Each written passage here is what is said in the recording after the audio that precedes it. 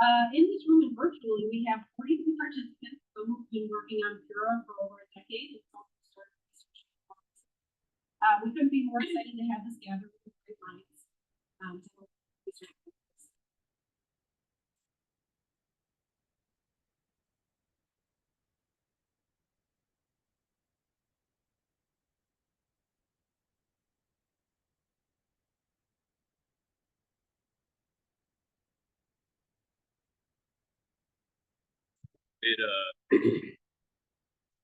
Turn out.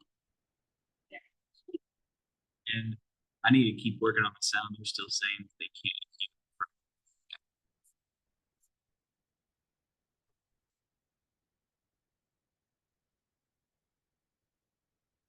So in case you didn't read before, I was just being welcome. So the Pura Syndrome Foundation was founded by a group of Pura parents in 2016. Our mission is to support and drive research, raise awareness in the general community, as well as connect, educate, serve, and empower families impacted by. Since 2016, our global research network has been instrumental in advancing research on Pura. However, foundations have been created across the globe. Thus, Eva and I saw the importance of pulling everyone together in conversation.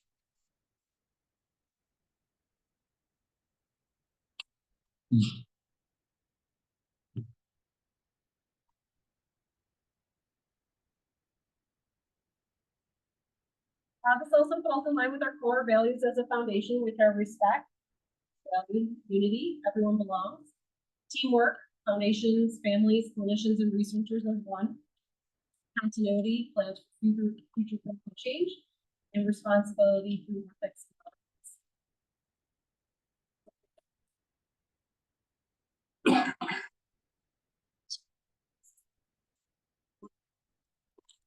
So we have an amazing board of directors that exemplifies our core values, and several of them here in this room. Please introduce yourself.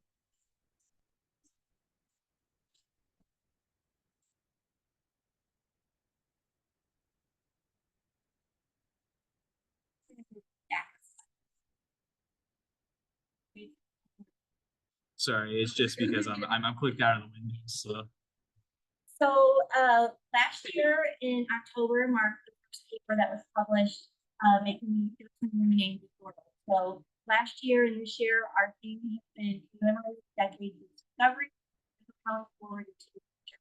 And so part of that was fundraiser that we're doing, but it's also the efforts that we can do to move research forward, to build collaboration, and the scientific is part of that.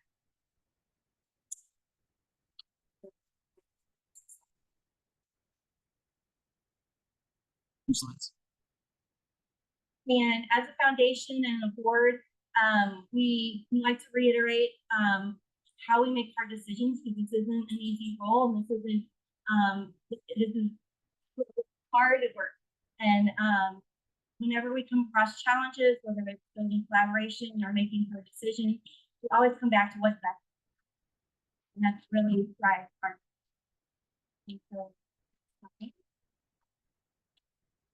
In 2024, we did strategic planning. This also aligns with calling for. We really took a step back to look at where the foundation has been, what was accomplished, how do we move forward. We did a SWOT analysis, opportunities, we developed action steps, milestones. And part of that was defining our key pillars and our top level goals. And everything, all of our action steps fall down to this.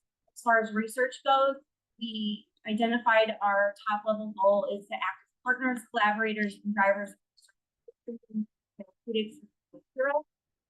We are leading the efforts for the registry and IOBay, and under each of those pillars, our goals are to ensure Pura syndrome researchers around the world have access to patient registry and natural history data for relevant research, and to ensure Pura syndrome researchers around the world have access.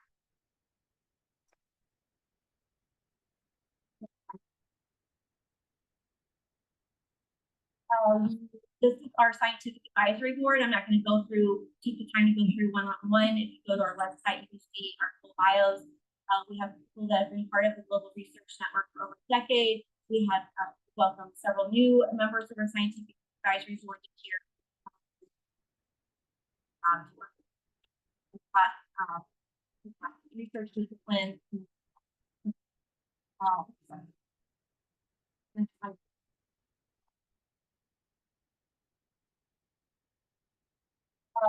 In 2024, we contacted Odylia Therapeutics, which is a nonprofit organization that has worked with us to do a research and case analysis.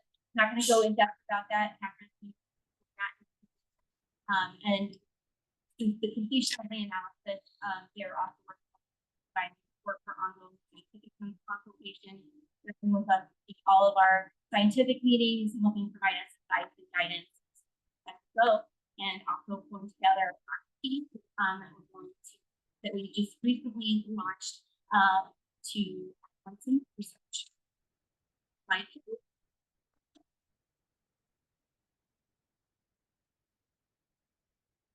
Building partnership collaboration is a big part of what these are some of the partnerships that we have. Some of them are longtime partners, but Brand, Jumpstart, Epilepsy Action Network, Combined Brain, Odylia are all newer partnerships. And we're excited to be part of more rare disease collaboration. We see a lot of value in that. We still see the importance of specific research. We see a lot of opportunity to be part of broader research across borders. And so we're working in that direction as well. Thanks.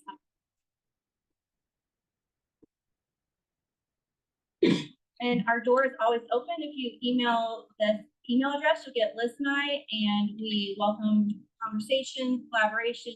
We'll hop on a call to talk about anything. So don't ever hesitate to reach out to us.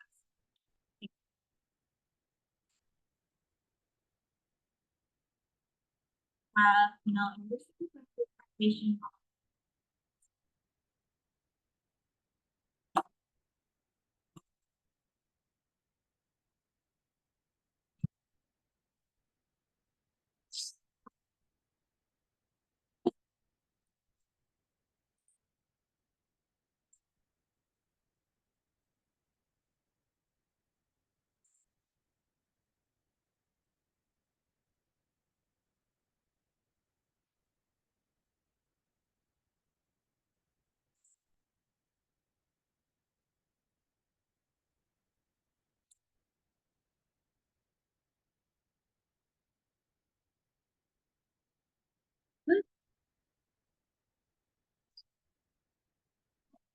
Hi, my name is Mel Anderson. I am Director and Chair of the Pura Foundation Australia.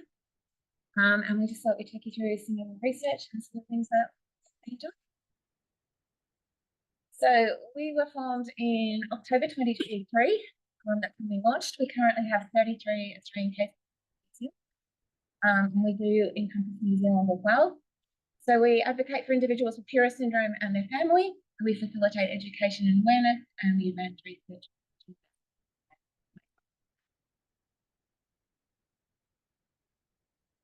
So we also have our scientific and clinical advisory team.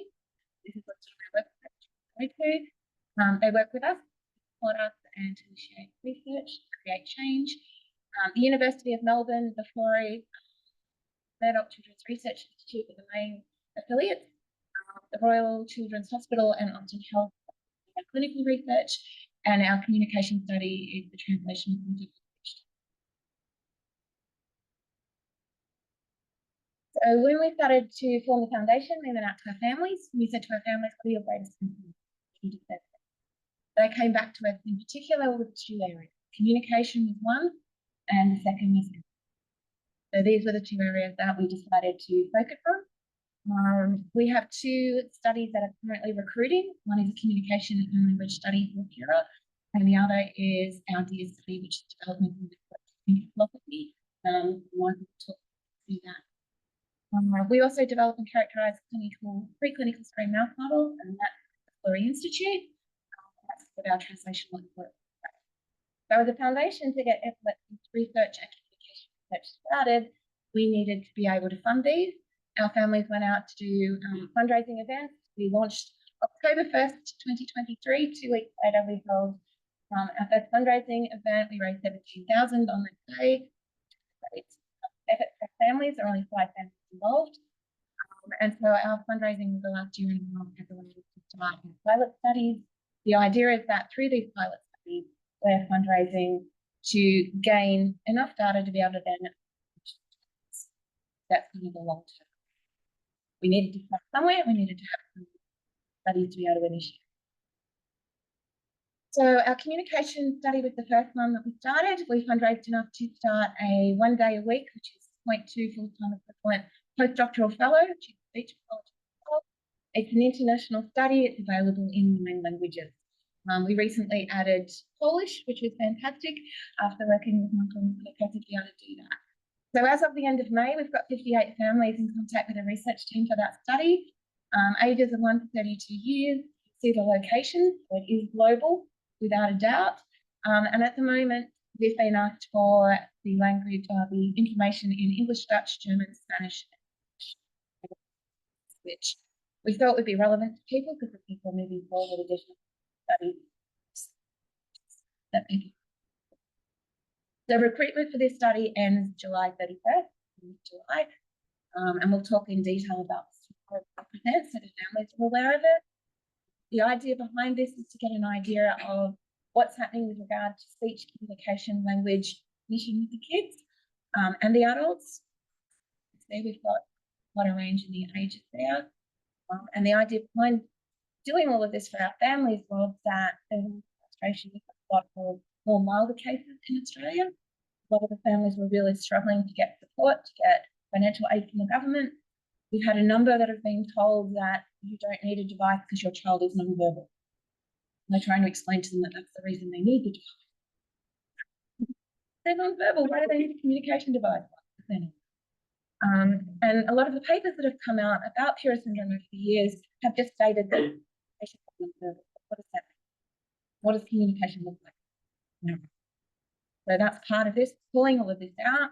We're hopeful to get 2 clinical papers out of this, one on the communication and focus on that, but a second to actually outline what the spectrum of Pura syndrome is.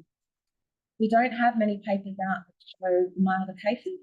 So what we want to do is make sure that we can get a paper out using some of this data because there are more cases involved to show that spectrum and to give a broader understanding of what Pura is. We've had a number of families that when they were diagnosed were giving them the original papers, but that's nothing on the presentation. And they find that quite distressing because they leave and go to the what we want to do is give them a wider. We're also hopeful from this that in widening the possibilities and showing it'll increase diagnosis. Because a lot of we get contacted by geneticists who are saying that my case is not and what we want to do is to give people a better idea. This study is still recruiting. We'll speak to families tomorrow. Said it's now available in different languages. Mia interviews families, so families have questionnaires to complete. They also have a link if they're not in the country. If they are, we try and get them to travel to safer as possible. And the idea behind this is that she gets a chance to actually interview and speak. So families have been spoken to, the parents have been interviewed. She's then via Zoom spent way too much time, I think. But this is her actually just watching kids and just talking to families, and the kids are running around doing this and he's behind them. And she's done multiple interviews now. We really want to get the right families to be able to really excited about that. As an organisation, what we're looking to do is to try and put this information out in mainstream so that that can go, that there's something that families can take to the school, take to wherever they are and explain how the child and how their language and communication. This is one of our goals. The other thing that this of course provides is data that can be used in trial. If we can find medications or treatments that assist the kids cognitively, we should see them communication. That's the baseline communication. So our DEAR study is another one. You'll see University of Melbourne at the top of this. We're not funding this. This is being funded about this with regard to Melbourne University. This is an epilepsy study, developmental epileptic encephalopathy research.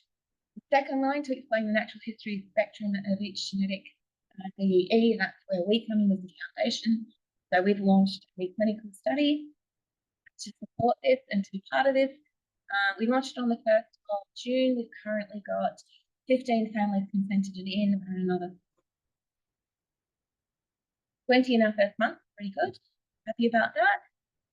This also involves biobank specimen samples from the participants, so families involved can have more about that. And it's a chance to link our clinical and our. So all of this comes together for our translational epilepsy studies. We have the development of a humanized mouse model. Again, one segment of that one. Lived experience data from families, and that lived experience is really important for us. Often what we see every day is families, especially with epilepsy, is not necessarily what epilepsy. So we wanted to make sure that families were able to go the research. There's a large component in the DEAR study that looks at medications trialed, seizures seen, and we're hopeful that that will also drive what we use to test mice. Obviously, using patient-derived cell lines for comparative analysis, banking, testing of standard of care medications, and then investigation of new treatments.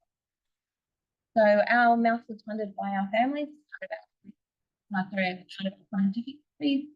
They fundraised for that. We, of course, then needed somebody to be there.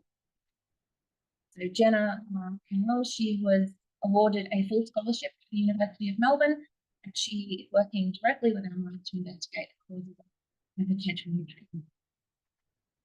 So to have someone in our first year be allocated. And it's wonderful to have 2 people in Melbourne that are dedicated to working on our clinical trial. So the impact of it, what we expect, the impact of our research, increased understanding of the full clinical spectrum of Pura syndrome, direct input regarding the lived experience from our families, better prognosis with our clinicians, increased diagnosis of Pura syndrome, including milder forms, hoping that by putting out some of these papers and showing what Pura can look like, that will increase diagnosis globally. Assessment of known anti-seizure medications and focus on repurposing. Study of patient-derived cell lines in parallel to the mouse model. Additional clinical scientific applications, and then setting them. That's kind of the thing. We're getting there. It's been a year and a half, and we're working through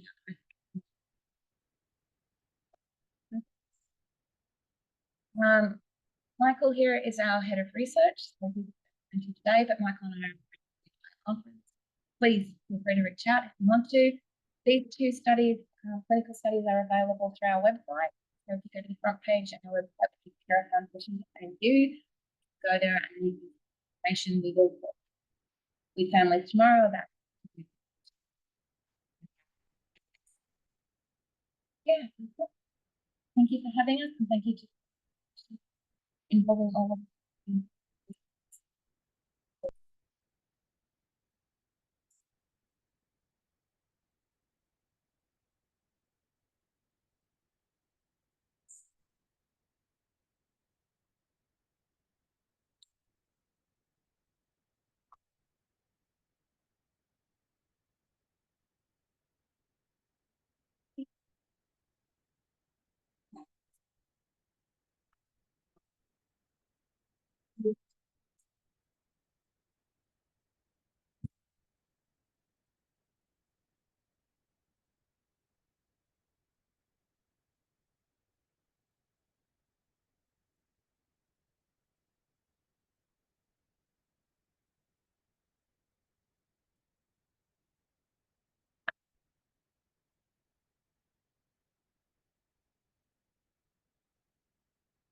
Good afternoon, everyone.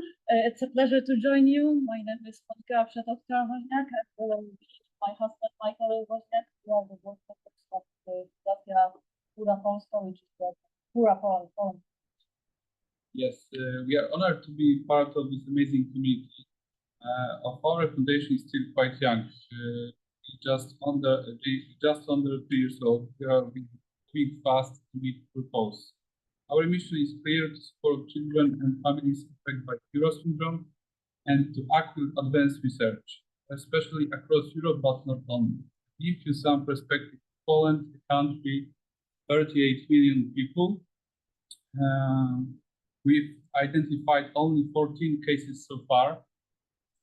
As you know, that's likely just the tip of the iceberg. Genetic testing like VES, whole exome sequencing, is becoming more accessible, but we still face significant challenges. What makes us different? We don't just want to exist. We want to connect. We want to be the bridge between families, researchers, and clinicians, not to compete, but to cooperate. Because only together we can make real breakthroughs. In the past 2 years, we've built strong relationships with researchers in Germany, Switzerland, and the United States. We organized the first national conference, Pura in Poland. We are also called initiate early treatment with pyridostigmine in eligible children, and we are monitoring its results closely. Now we are looking to expand. Europe is about to open new calls for research funding into rare disease, and we are actually seeing international partners to create proposals and run projects.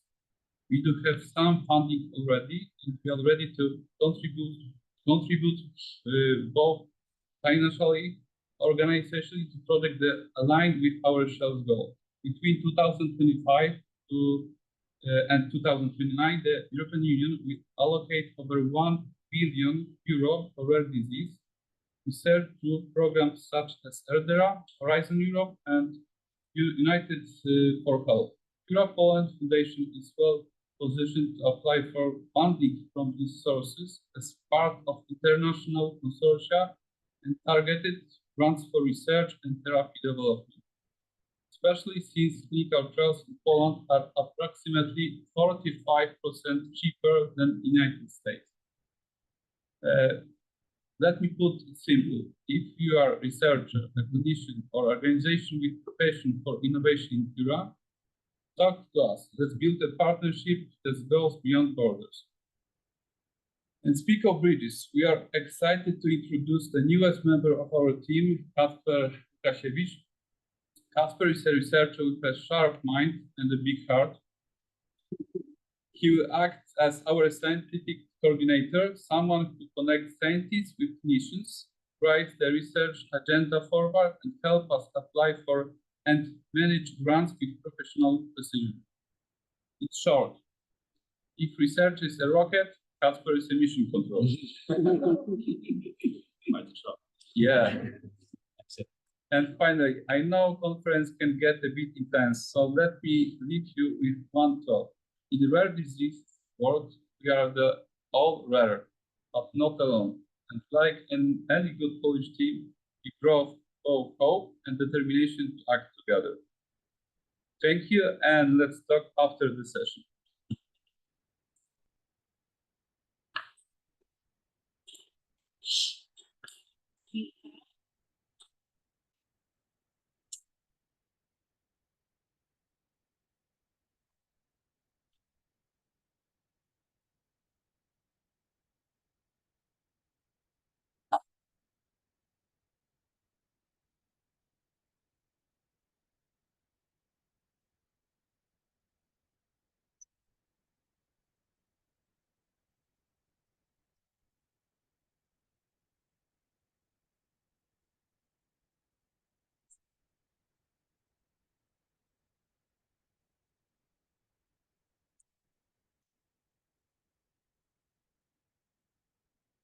Everybody, Kyle Seapiel. I'm one of the co-founders along with my wife, Jean Weinberg of Jack's Tomorrow. We officially launched as a foundation in late 2022. So we've been at this for a couple of years, but still relatively new, similar to a lot of the other foundations in the room. Also joined today by Xander Farnham, who's on our board. Xander has a 1-year-old with Pura, has a PhD, and so we're happy to have him join as both a parent and a scientist. And Andrew Stein-Sapir is with us. He's on our scientific advisory board. Andrew has been incredibly helpful in helping us navigate the scientific community in his full-time job. He works in gene therapy development. So as we kind of go through this, we at Jack's Tomorrow, our main focus was funding research. We wanted to be singularly directed. And with that, we've developed some partnerships over the time with a few key research facilities, notably Jackson Laboratories, who has built our mouse model. They are also in the final stages of an engineered iPSC line that should be available at the end of the month, end of July. We work with Yale Medicine, Ying-jie, who will present, I believe, today as Jackson Laboratories. And so similar to, I think, as you pointed out, we believe in cross-team collaboration. We believe together we're going to get to the finish line in a much quicker way.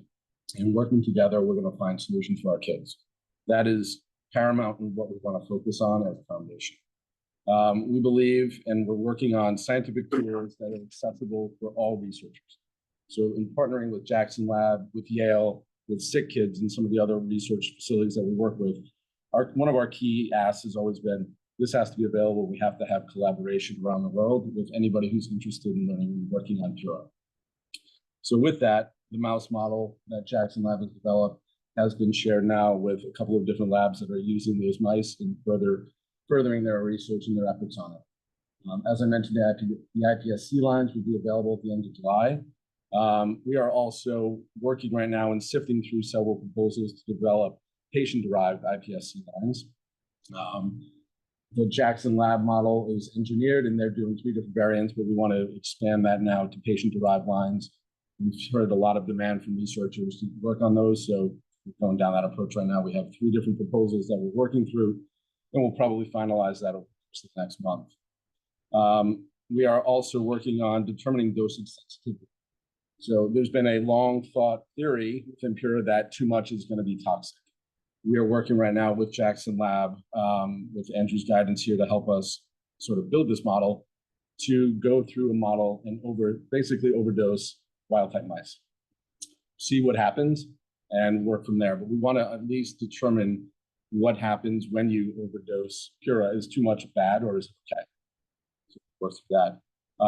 Yale and other places right now are characterizing mouse behavior with data. They're actively working at Yale with, I want to say it was 60 odd cages full of mice that they're working through. And they're continuing to breed and develop those as they essentially develop the phenotypes and work through those models. So we're really excited to be here. Liz, Eva, thank you very much for putting this together. It's really, we're all happy to be here and just learn from that. So thank you guys. Yes. So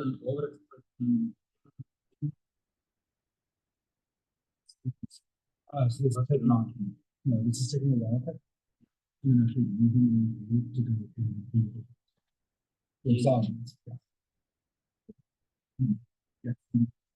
No, we mentioned wild type.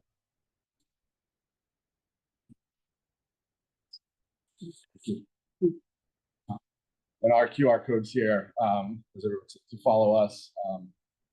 We'll be presenting tomorrow as well, but really, just push a lot out through our social media and all of our pages. We want to just keep posting everybody on what we're up to. So feel free to hit the QR code and follow along.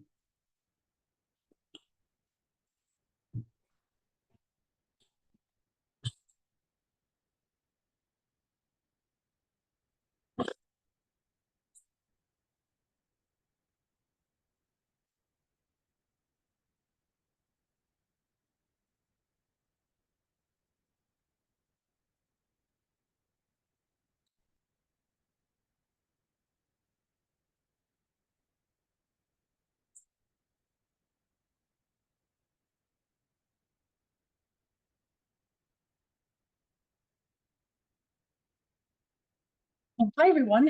It's great to meet all of you in person. To see a lot of you over Zoom.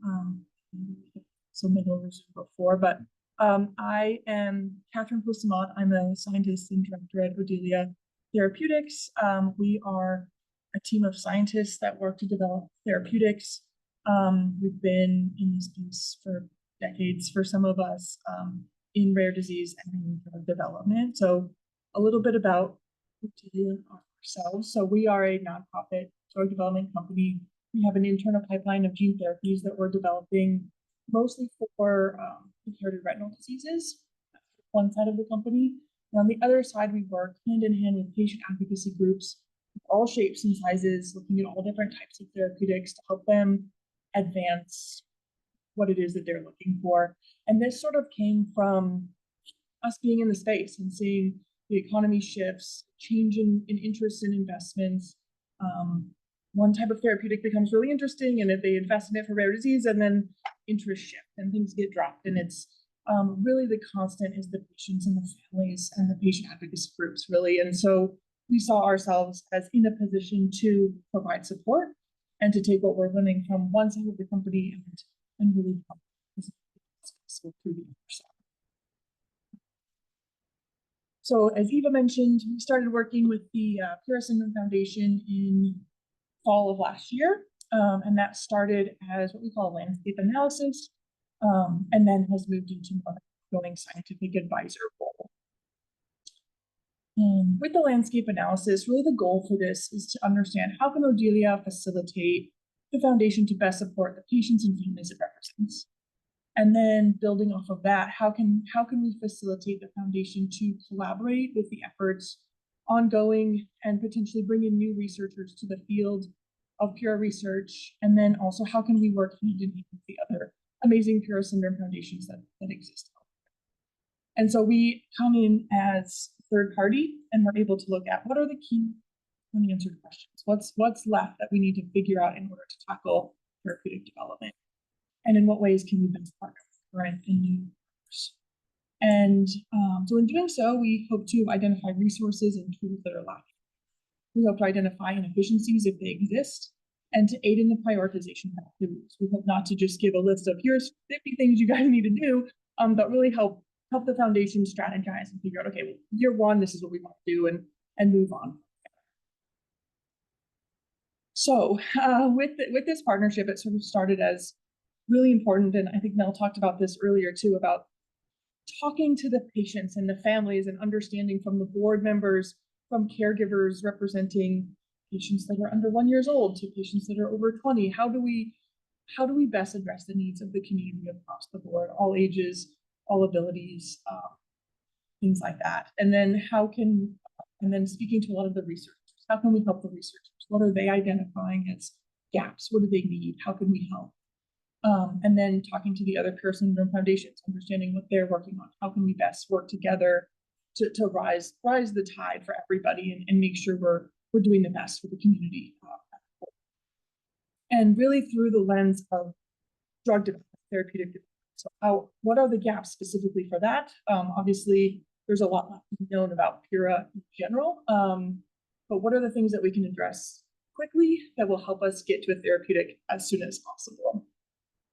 So I'll go over some of the areas of prioritization that came up. Again, this is us as Odylia coming as a third party, listening to different groups and trying to understand how we can best help.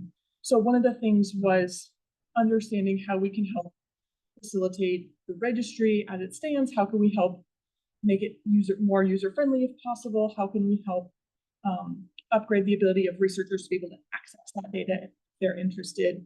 And in that vein, how can we support biobanking efforts both in Germany and potentially new efforts in the US? I think Ava or Liz mentioned too that we have an RFP that's coming out. So this was really important. The foundation feels strongly about funding research. And so how can we best support that? So we came up with an RFP that we hope to select researcher or researchers to fund. Really interested to see what people come up with and what new ideas come from that. And then again, to support the drug repurposing efforts that are ongoing across all the different groups, as well as look at in silico drug screening, small molecule rescreening, things that might make sense for us, for the organization moving forward.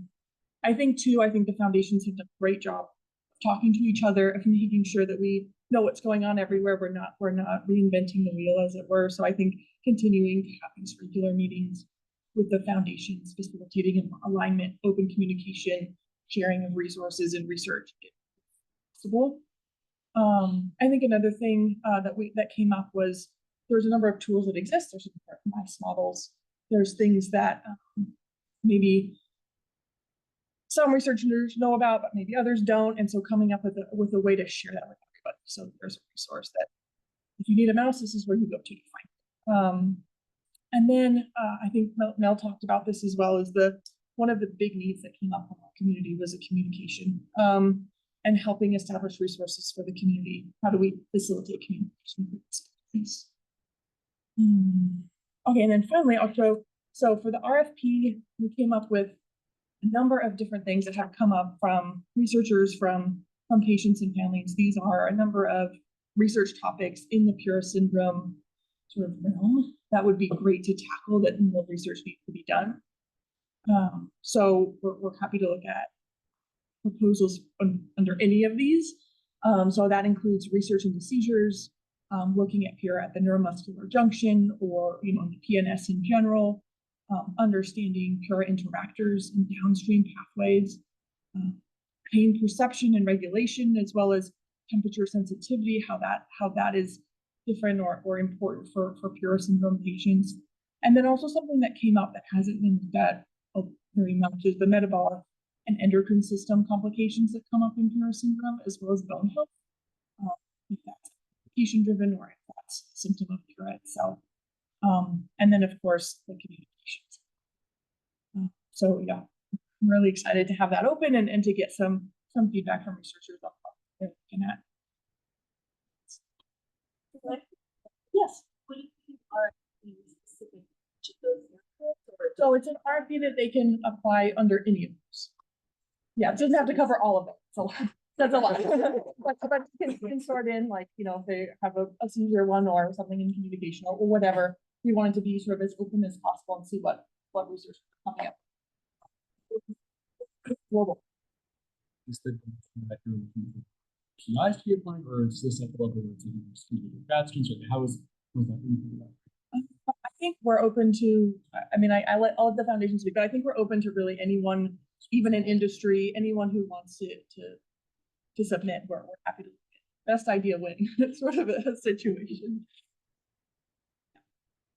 But yeah, I'll be around today and tomorrow, so if you have any questions.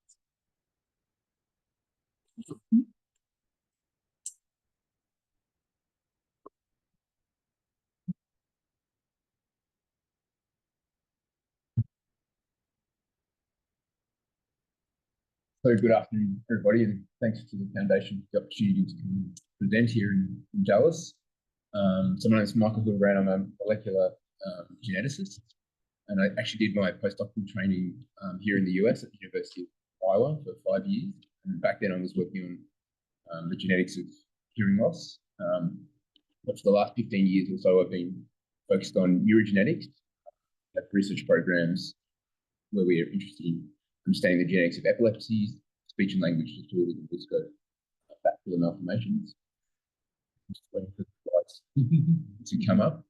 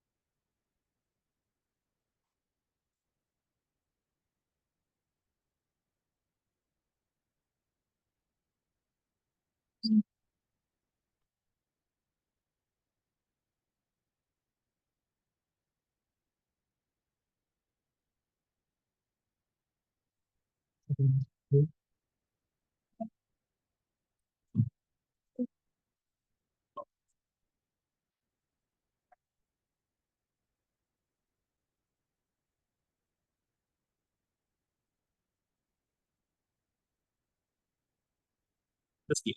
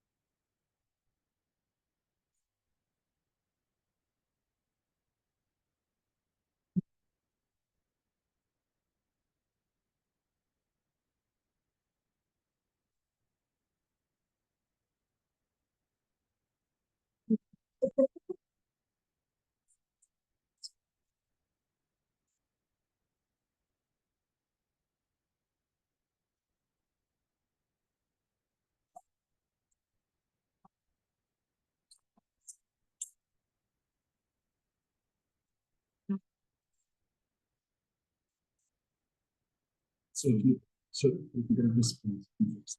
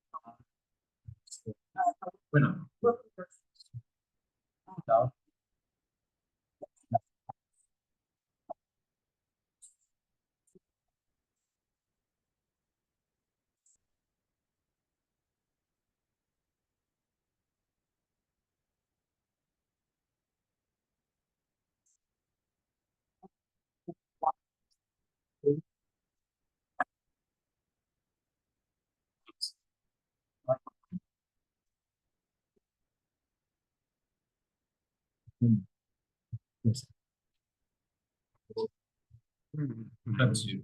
Yeah. That's what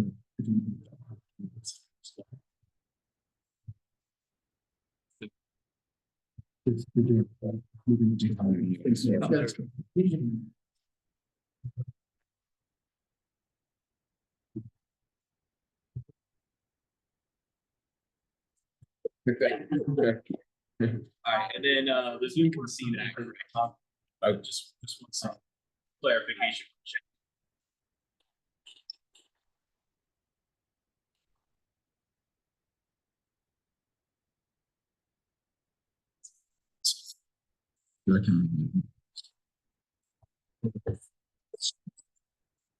Cool. You're gonna need this. Yeah.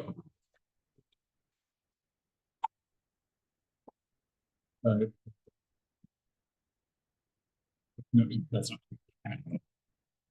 If you, I guess like if you go all the way to the next screen, this screen is like next to it. Right. Okay. Sorry about that, everybody. For my presentation today, I'll focus on a family that we identified through our study of children with speech and language disorders.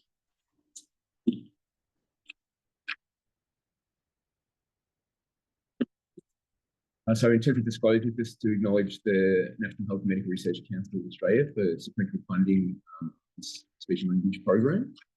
And by way of background, we have contributed recently to the genetic understanding of severe childhood speech disorders. That includes now 35 genes since 2019 that we've identified, and we've focused on severe speech disorders, and these are children that are really at the milder end of the neurodevelopmental spectrum. And so to be eligible for this study, they have either be of normal intellect, borderline intellect, or have a mild intellectual disability, but not have a moderate to severe intellectual disability. And amongst those 35 genes that we've implicated in the most recent cohort study, and we're solving about 30% of patients that we study, and we now have a speech genomics clinic that we've run for several years. 150 patients have come through that clinic, and we're solving about 30% clinical sequencing, and these were results of our research studies. And in the last cohort, which was published in 2023, we identified one child with Pura syndrome. And so I'll focus on that for most of my talk today, and then at the end, I'm going to talk about some more recent work we started on developing a new mouse model. So, as all of you will be aware, there are now more than 780 Pura syndrome that have been reported. Obviously, the core phenotypes tend to be severe end of the neurodevelopmental spectrum. In terms of what is known about speech disorder, it's reportedly absent in most cases, but the linguistic phenotype is not well described. As you've already heard from Mel earlier, we've now got a study focused on trying to understand the phenotypes of patients with Pura syndrome. There are no reported cases, or there weren't until this study, with normal or borderline intellect or even mild global developmental delay or intellectual disability. Obviously, most of the patients have dominant loss of function variants in Pura syndrome, which obviously arise de novo. There is one reported case of germline mosaicism, which was reported in the gene reviews, which I hear is soon to be updated. And at the time of this study, there were no reported cases of transmission of germline variant results. So this is the family that we identified through our whole genome sequencing studies. And in this case, the proband had dysarthria, phonological disorder, borderline IQ, oral motor impairment, language impairment, and just multiple features including pointed chin and face. And it turned out that this variant was inherited from her mother, who shared similar features. So to break down those phenotypes a bit more, to summarise those phenotypes. So both the proband and her mother had dysarthria. Proband also had phonological disorder. They both had the same dysmorphic features of pointed chin and a long face. The proband also had attention difficulties, oropharyngeal facility as well. In terms of the linguistic phenotypes and educational assessments, both proband and mother had oromodal impairment and history of feeding issues. In terms of receptive and expressive language, the proband was both severe deficits in those. The mum had moderate language receptive issues. And then in terms of intellect, they were both borderline intellect. They both went to attended mainstream schools, both with classrooms. So the particular variant that we identified on genome sequencing was a missense variant, a novel missense variant, an arginine to a leucine at position 99. And we showed by Sanger sequencing that it was appeared to arise de novo in the mother and was obviously transmitted to the daughter. In terms of the evidence supporting pathogenicity of the variant, so it was not present in any of the large databases, including NOMAD. The in silico prediction scores show that it was damaging, high CAD score, classified likely pathogenic according to the ACMG guidelines, obviously arose in the affected mother and segregated proband. And we also looked hard for any other variants of interest in genome sequencing data of the proband else that would explain. So we then reached out to Dirk and Robert, their protein modelling of our variant using both human and Drosophila proteins that characterised, and they showed that the arginine at position 99 was located in the genome binding domain, and obviously the loss of a positively charged arginine would be expected to interfere with the interaction with the negatively charged DNA. So a reasonable prediction from the structural modelling there could be an impact on the genome binding activity of the transcription.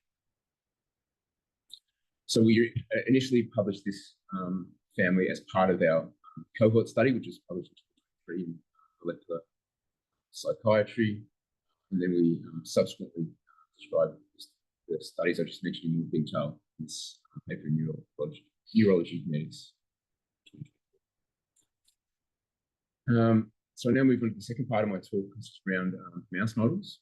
So in terms of speech and language disorders, there are a relatively modest number of models that have been described.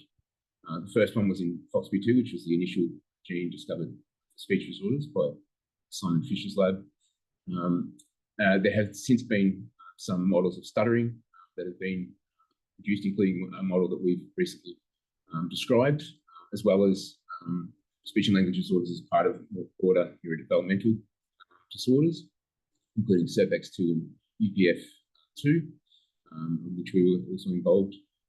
And those models have allowed us to look at different aspects, characterize different aspects of the phenotypes, the associated phenotypes, including brain anomalies, cellular phenotypes, allow us to mechanisms in some cases, and even potential preclinical studies, particularly UPF2 model. This was the model we described in 2023, a new model of stuttering, chaperone, gene that hadn't been previously implicated. And as part of that work, we're able to characterize vocalization phenotypes in mice, which is something we'd be potentially interested in doing with the Pura model as well into the future. So we're working with Professor Chris Reed at Florida. He's also based in Melbourne. He's an electrophysiologist, long track record in developing mouse models, different neurological and neurodevelopmental phenotypes, many epilepsy models, but more recently also speech and language models as well. And of course, it's important when we think about models of developing not just models with severe phenotypes, but also models that have milder phenotypes as well, which might allow us the opportunity to try and understand more of the mechanisms involved.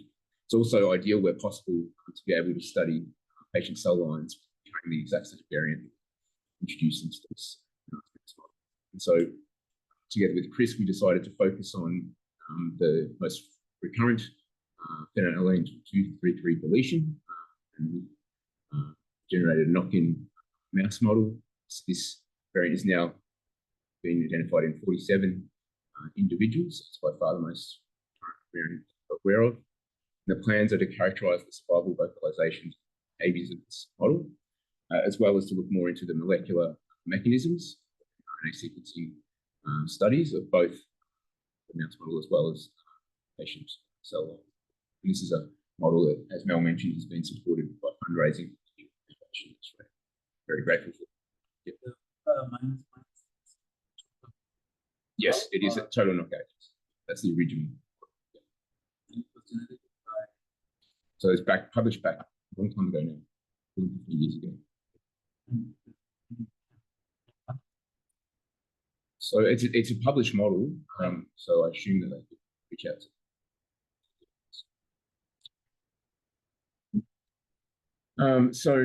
This was the strategy that we used through the Monash genomic modification platform in Melbourne. So developed a knock-in CRISPR-Cas9, introduced the recurrent variant, which is located with the third repeat, and this is really the focus of Jenna White's PhD. She's a new student from New Zealand who's just joined Chris's team in Melbourne and spend the next couple of years characterising this mouse. Knocking just the mutation, or knocking the human version, keeping no, just the mutation. Okay, so just the mutation. Yep. And so the aim is obviously to study the Pura-related phenotypes and then also test efficacy of the anti-seizure medications. And of course, that's contingent on the model having sufficient number of seizures to be able to investigate those medications. And we only had the model for the last couple of months, and I'll show you some preliminary data in a moment, and the lowest survival rate, but they do appears to be associated with terminal seizures. And as part of our future directions, we're interested in the comorbidities, potentially measuring the ultrasonic vocalizations of these mice. We'll be doing a behavioral analysis battery, and then provided that we're able to identify a sufficient number of seizures in the So this is the preliminary data that we have to date. As I say, it's only early days. They're already based on a relatively small number of mice that tested. There appears to be a significant difference in terms of the survival compared to what type of domains. And so how far in on the generating this mice? Yeah, so what generation? Yeah. This is Okay, so this has not been. No, it hasn't. Okay. And those are all heterozygotes. They're just heterozygotes. They're learning like the knockout only. So it's heterozygotes. So these are the heterozygotes. So I'm saying like the knockout. So the knockout allele, that was the go back. Yeah. So they have. But that's a homozygous. That's a homozygous. So knockout. Yeah. What are the heteros? The heterozygous. I don't know for that one. Yeah. The one Jackson just built that had also have seizures and stuff. Those are publicly. There's also like the regular just flocks to set up so it can do the process. Yeah. But I think we've seen that and the same thing if you do those. But obviously that's a model where you've got a whole allele. That here you've got just one amino acid. And that's in frame. In frame deletions. It's potentially very different mechanism genetically, although obviously the phenotypes of the patients are consistent with the patients that have loss of function. I guess that'd be my question. Yeah. Does the patient behave any different? Yeah. So that's the preliminary data, but as I say, early days and we'll have a lot of data. Yeah. And they seem fine for, sorry, they seem Yes. fine for. Yeah, we've done so far with the survivability study, we've had 4. We've now got 18 heterozygotes that are going to be put through our battery. So the breeding is And the actually ones that are being going through behavioral pattern. Sorry, I'm thinking through like the other off target things that happen. Yeah. So they'll be the F2 generation. Okay. Yeah. And so just to finish up, obviously Mel already introduced this scientific advisory board, and we'll be talking more tomorrow with families, innovation, and the other things. And tomorrow I'll be focusing on our natural history study, the epilepsy program, which we're hoping to get as many Pura families involved in the study, which will obviously be in the future. So I'll finish there and just acknowledge the opportunity. Then have to take any questions. And sorry about the technical issues.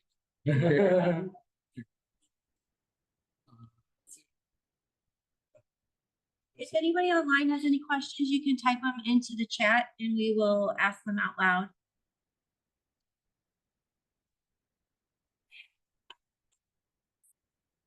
The vocalization, are you going to be this the sub-vocalizations? Yes. Yeah. So we usually do them postnatal day 4, postnatal day 8. And that's typically when we've been doing that, certainly for the stuttering models. That's what we use. And yeah, it involves actually focus on the female pups and separate them from vocalizations. I'm trying to think about this. Isn't that different portion of the brain in online development versus language, because it's like reflexive versus learned behavior? Yeah. So how do we those? So for the stuttering, it was that was the vocalizations are not. I mean, saying that the mice stutter is not. Yeah. It's just trying to model that. So.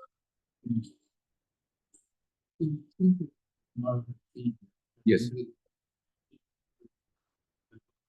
Not yet, but that's the plan. Once we figure out that there might be enough seizures, then we'll.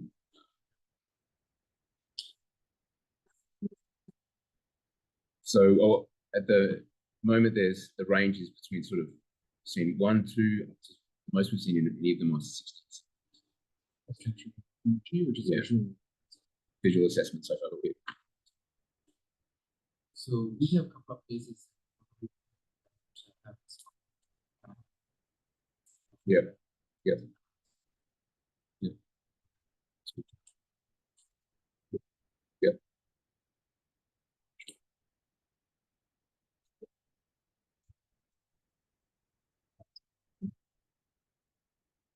No. Yes. Mother and daughter same symptoms. I mean, will the daughter grow up to be someone who could marry and have children? Yeah, presumably, they seem to be. The daughter seems to be very similar at this stage.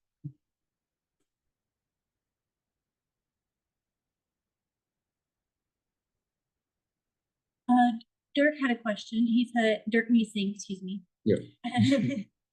Said, nice talk. When you plan for mouse models with milder symptoms, which symptoms would you expect to show up? Is it behavioral or molecular differences you expect, or both?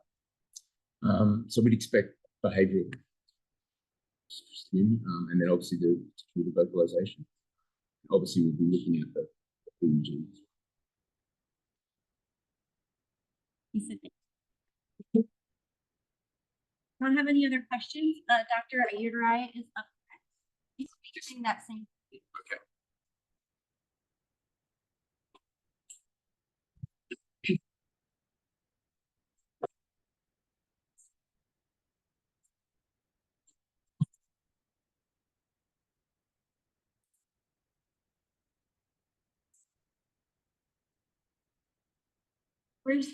Where did you slide the? It's all the you take what you want, slide it all the way.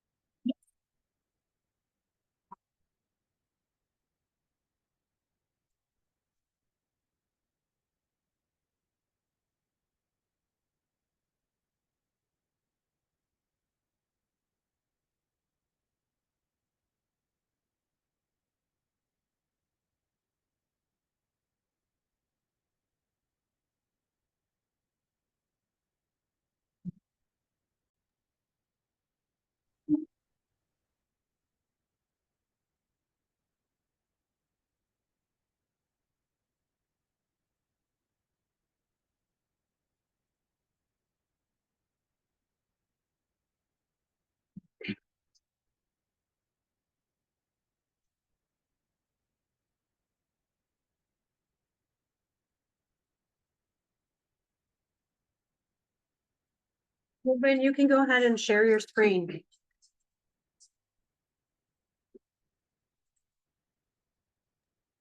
No, I cannot share my screen.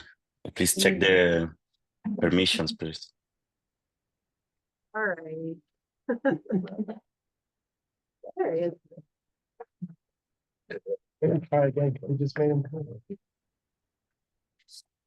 I've given you co-host permissions. It should allow you to do that. No? No. Hang on 1 second.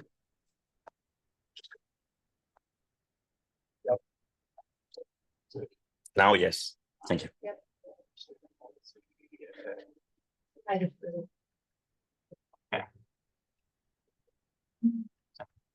Just a second. I need to. Okay, can you see my screen? Yes. Can you hear me? Okay.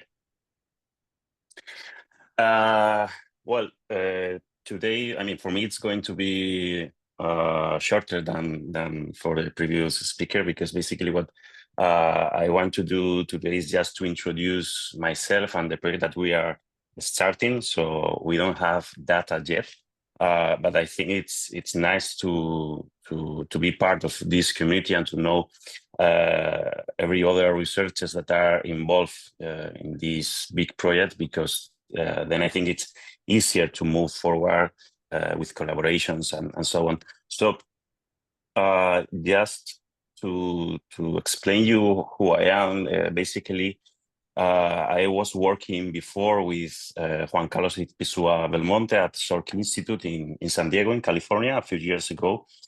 And basically, in which I used to work is on partial reprogramming, which is just genetic overexpression of some factors with what we can rejuvenate mice and improve the regeneration of different tissues.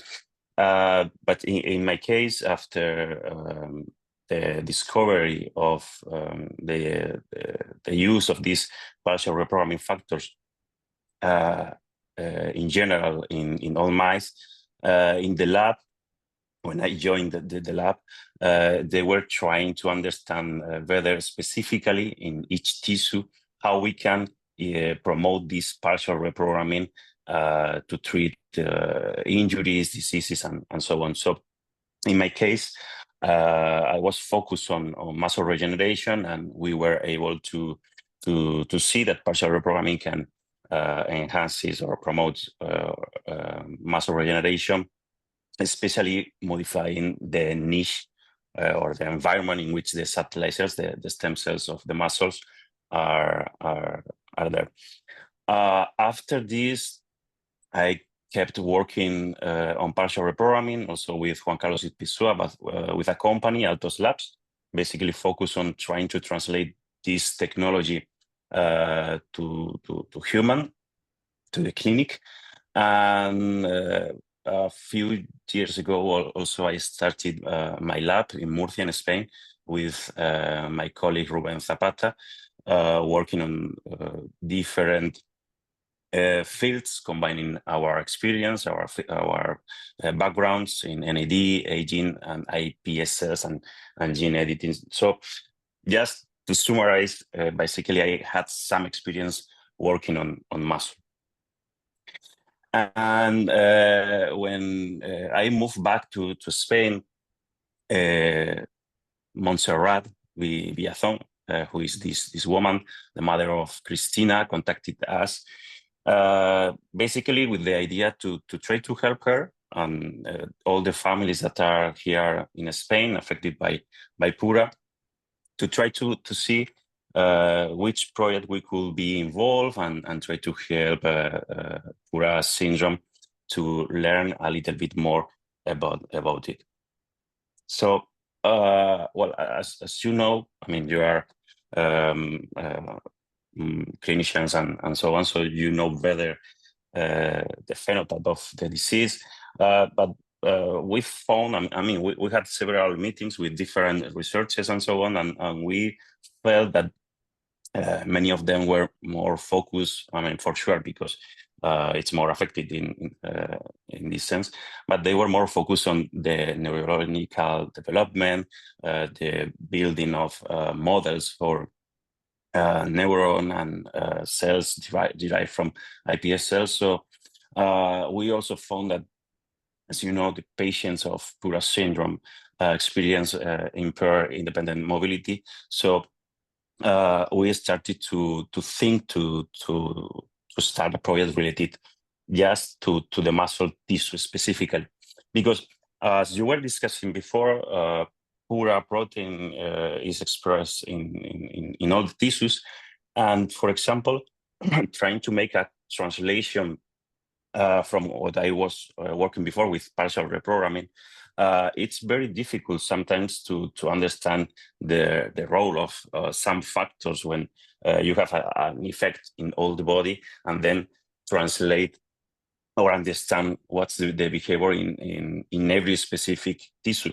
For example, just to give you some dates, the first publication in which my research group demonstrated that partial reprogramming is useful to rejuvenate and regenerate tissues in a whole mouse. It was published in 2016, and all the lab started to work in different tissues. And it was 2021 or 22 when we published the role in the muscle. And many other colleagues that were working on other tissues, they were not able to even understand how was the partial reprogramming affecting other tissues. So it's sometimes difficult to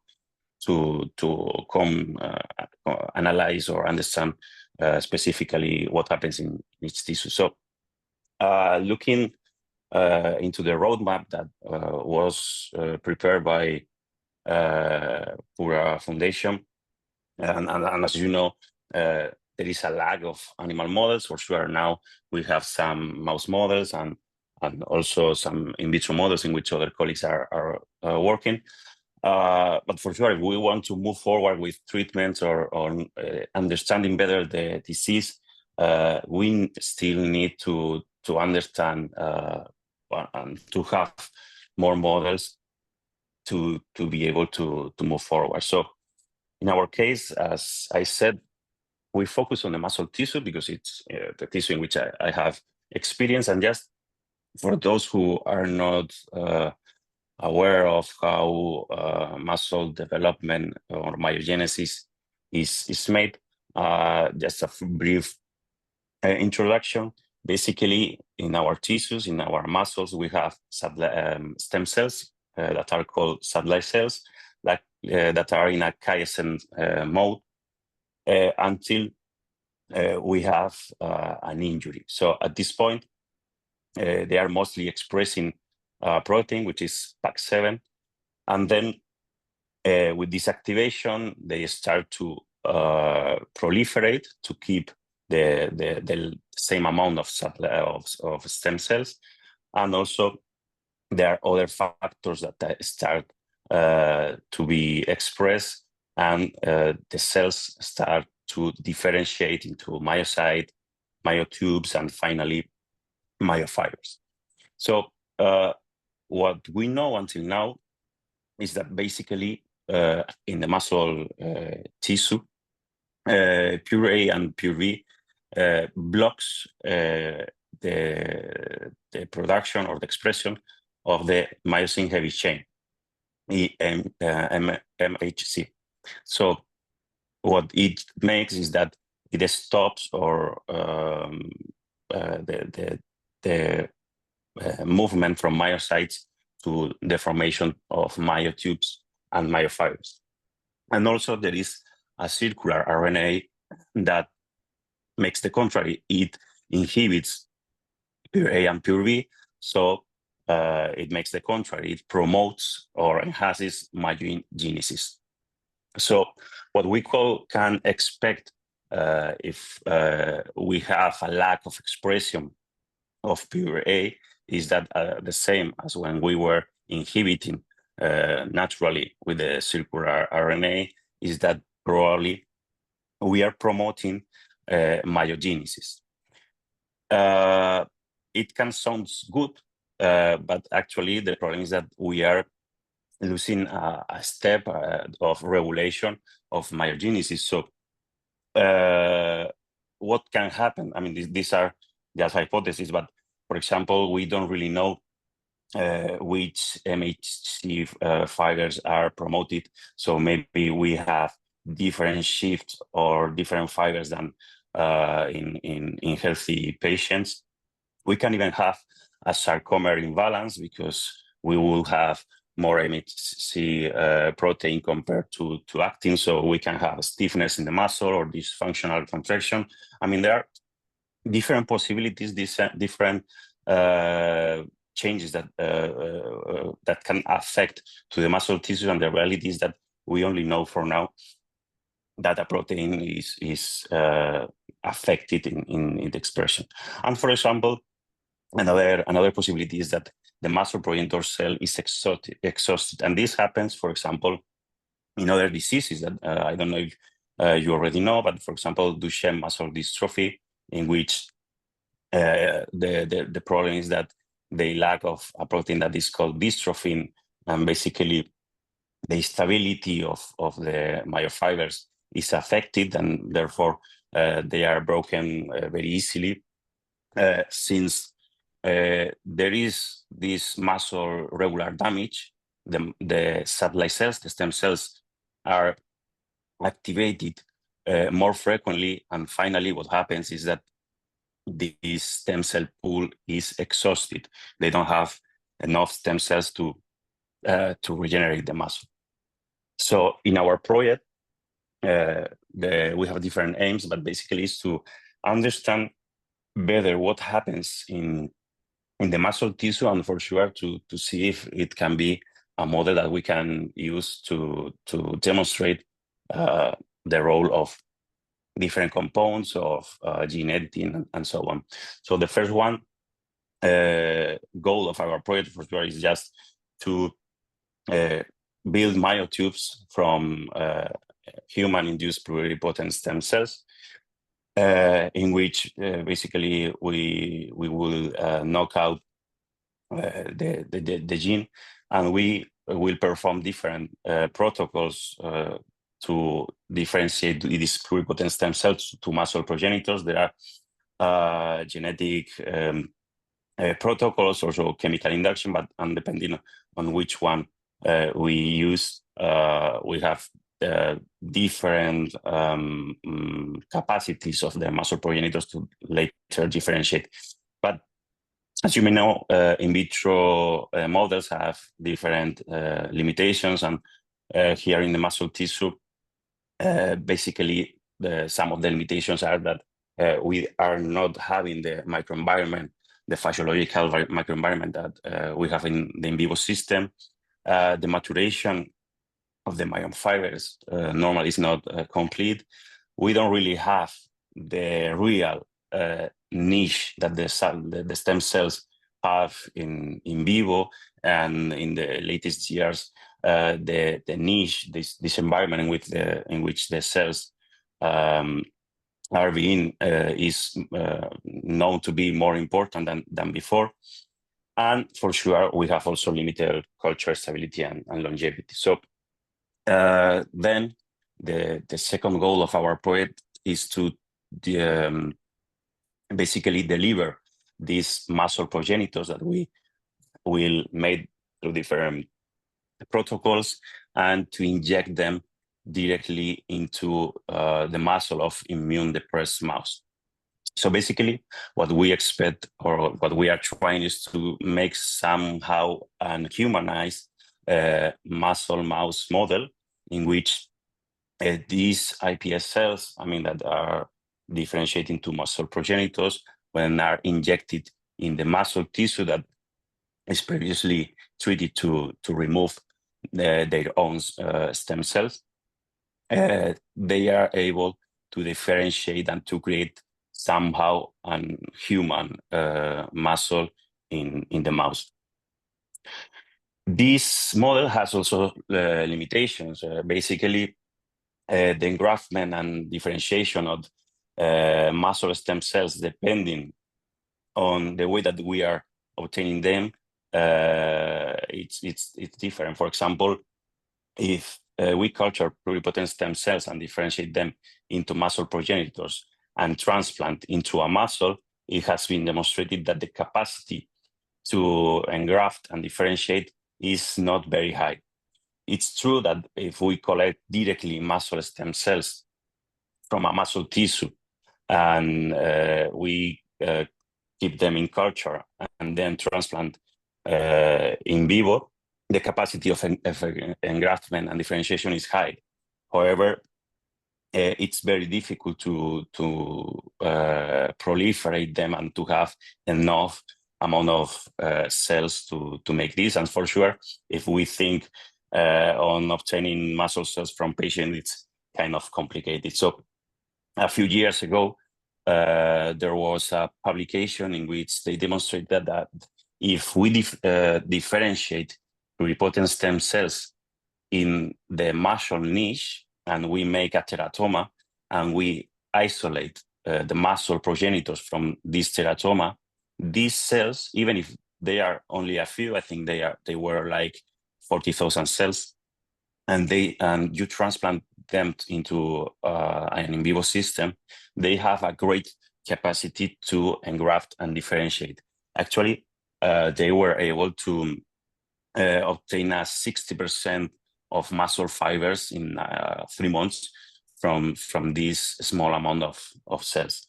So to try to improve the current systems to have muscle progenitor cells that have a high capacity to engraft and differentiate, we have developed, or we are developing different protocols. I have to say that the publication that I mentioned before, the cells that they were using were mouse cells, so they were not human cells. So we had to demonstrate first that human cells are useful also for this.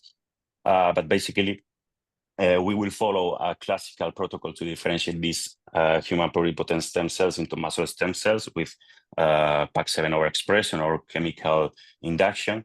And on the other hand, we will try to obtain teratomas and isolate these muscle progenitors, and also an engineer enriched teratomas in which it has been proved that you can obtain an enriched teratoma in a certain cell line to use this stem, these muscle progenitor cells again into immune depressed mouse, and finally have this kind of humanized mouse model. So basically, this will allow us to understand better what is the muscle development, the myogenesis, and the capacity of the muscle progenitors in which Pura is knocked out, and later to try to understand better what happens in patients. And that's all. This is I would like to thank my team, especially Isabel, who is basically leading the project, and this is her PhD thesis project. And also I wanted to say thank you to Dr. Nisin, because he has been very helpful during these first months that we are starting to collaborate. So yeah, that's all. Thank you.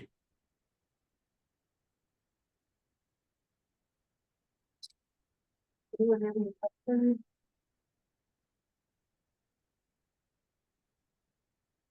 Oh, no, I just want to make sure, hi, how are you? Oh, I don't know if you can hear me. Hi, Ruben, it's Jean Weinberg from Jack's Tomorrow. I know we've emailed. Hello. Just, Yeah, actually we have a meeting some time ago. Dr. Dowling isn't here, but just for your awareness, you know, Jack's Tomorrow had funded a project, of course, for the worms and the fish up at the hospital for sick kids. Unfortunately, he did not have success. He did not get any hits with the worms and the fish. So I just wanted to make sure that he's working on the paper, but I just wanted to make sure you are aware of that. Because we would love, obviously, not to want to try to prevent people from, you know, duplicating efforts where, you know, where not needed. So I just wanted to make sure you knew that. I didn't know if you did. Yeah, but we don't have worms, or no? We are not working on worms, so it's fine. Okay, you had worms mentioned in one of your slides. Worms? No. Yeah. Sorry.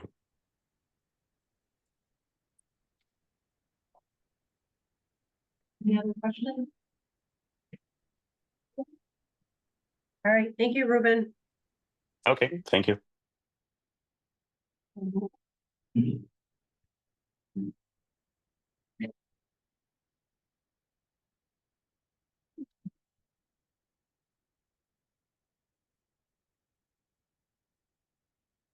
Ray, you're gonna be up next. I am, all right.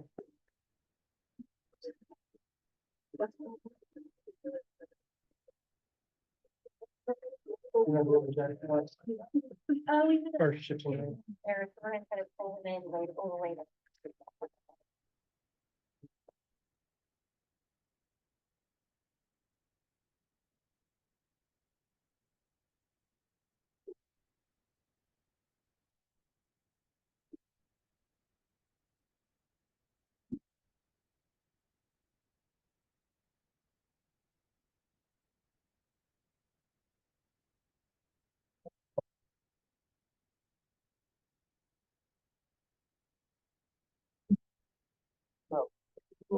You're right. Getting shiny from the next coffee. Consider it. All right. All right, let's jump. I'll jump into things. So I kind of framed this talk a little bit. We don't know exactly how dose sensitive Pura will be if we try to, you know, do gene therapy approaches, but in the anticipation that it could be a problem, I just wanted to talk about strategies that we could use to address that. And just introduce myself. So I'm from here. I'm over at UT Southwestern, which is, you know, 20 minutes down the road. And I'm in the same division of child neurology with Lauren Sanchez. But I am not a physician. I'm a translational scientist and I guess gene therapy expert. And I do have some disclosures. None of them are really relevant to this, but anyway, just to get everybody on the same page, I want to talk about adeno-associated virus. This has kind of become the dominant vector for CNS-directed gene therapy, and this is based on, you know, human parvovirus. It's non-pathogenic in humans. It's the virus can't replicate without co-infection with some kind of helper virus, and the recombinant AAV lacks all the viral protein coding sequence. So it's basically it's not capable of replicating or spreading. And again, its inherent nature that it's non-pathogenic naturally helps with, you know, sort of some inherent safety features of this. So we can basically pull out all the viral coding sequence, put in a DNA cargo that we want it to carry, that's within the size constraints, and then package it in the protein capsid shell, which is quite stable. We've stored recombinant AAV formulated properly just in the refrigerator for a year without any loss of potency or titer. And then there's many different flavors of this capsid shell that can target it to different cells and tissues. And so it creates a kind of a diverse toolkit for drug development. And there's hundreds of clinical trials now using AAV. There have been some high dose clinical trials, such as for Duchenne muscular dystrophy, that have resulted in death of some patients. But I'd say outside of those scenarios of really this like very high systemic dosing, they've had a very good safety record. And there's now several FDA approved treatments that use AAV vectors. Like I said, there's many flavors of AAV. There's one called AAV9 that's become the dominant version of this to dose into or to target the nervous system. This capsid has some features. It does have some ability to cross the blood-brain barrier, but if you inject it intrathecally, then it'll spread through the spinal fluid and actually distribute reasonably well throughout the spinal cord and the brain. And just an example of this, I'm going to go quickly. This is just a study that we did using very high doses of AAV9 injected into non-human primates. This was a study supporting a vector that we moved into a clinical trial that's been in several patients now. But in this non-human primate study, we basically modeled the animals exactly how we would be dosing humans with some prophylactic immunosuppression and positioning them in kind of a head down position to help facilitate vector spread towards the brain. And these animals were given equivalent doses that would scale to what we'd be doing in humans. And just to point out here, this is copies of the vector DNA per cell of the host. And I will say, this is throughout, we looked at 22 different regions throughout the brain, some deeper brain structures, some superficial brain structures. It was penetrating through all of these regions. But it was like, if it was one copy per cell, it'd be here at 10 to the 0. It's more of like 10 or 20% of cells. And this is kind of the gold standard. There is better AAV technology coming along that can do better than this, but this is what most of the trials are using right now. And this is just a short list. This isn't all of the trials, and this is even a couple of years old. So there's been a lot that have started, just in the last 2 years. But these are all different sort of neurology focused clinical trial or neurological disorder clinical trials. Most of these are using AAV9 or AAV9-like capsids injected into the CSF. And I just highlighted these with red arrows that these are clinical trials that either my lab has developed the treatments or we've heavily supported. So I'm going to talk about assuming that there's some level of dose sensitivity. This is just a general approach of how we would regulate the gene to create kind of a mini transcriptional unit. And of course, we start off with a basic unit promoter gene poly-A nestled in between these ITR elements, and those are what drive packaging into the AAV. So in terms of ways that we can regulate this, we can start off with, if we need to, a cell-specific or promoter or like an endogenous promoter. One of the issues there is, whenever you're delivering the gene, you can't really control the copy number per cell. So some cells will get 1 copy of the gene, some cells may get 50 copies of the gene. And if you have the promoter, it may afford the sort of cell type specific expression or control of some level of expression. But, if you get 50 copies, it'd be like 50 times more expression. There are approaches using drug activated promoters where, you can basically have the promoter off and then add an exogenous drug to turn it on.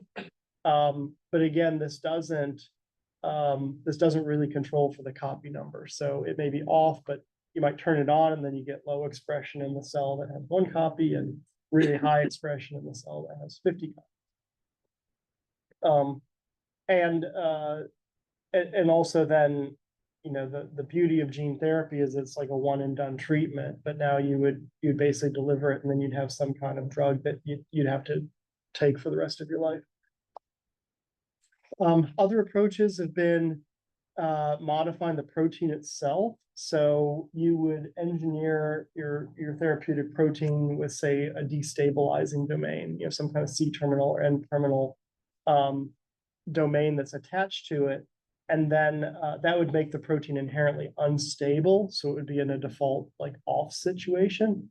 But then you could add a drug that would stabilize that protein domain. So again, this is kind of a similar as a drug activated promoter, where you kind of have a default state of not much protein being expressed, but you could take some kind of drug on a regular basis and stabilize it.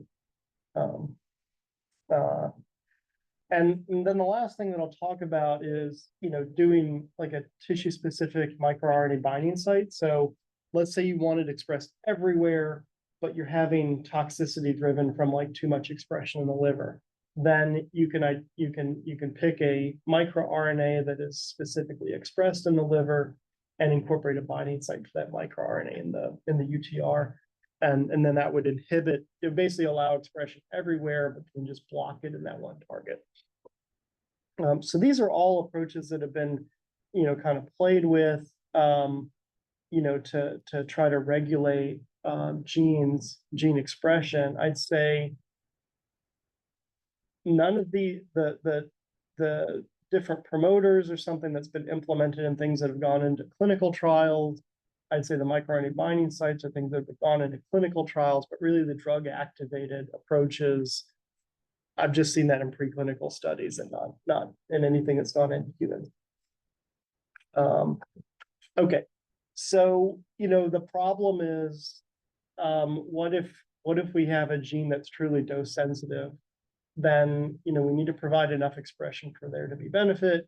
We need to avoid overexpression of the gene, and it's really hard to control copy number. So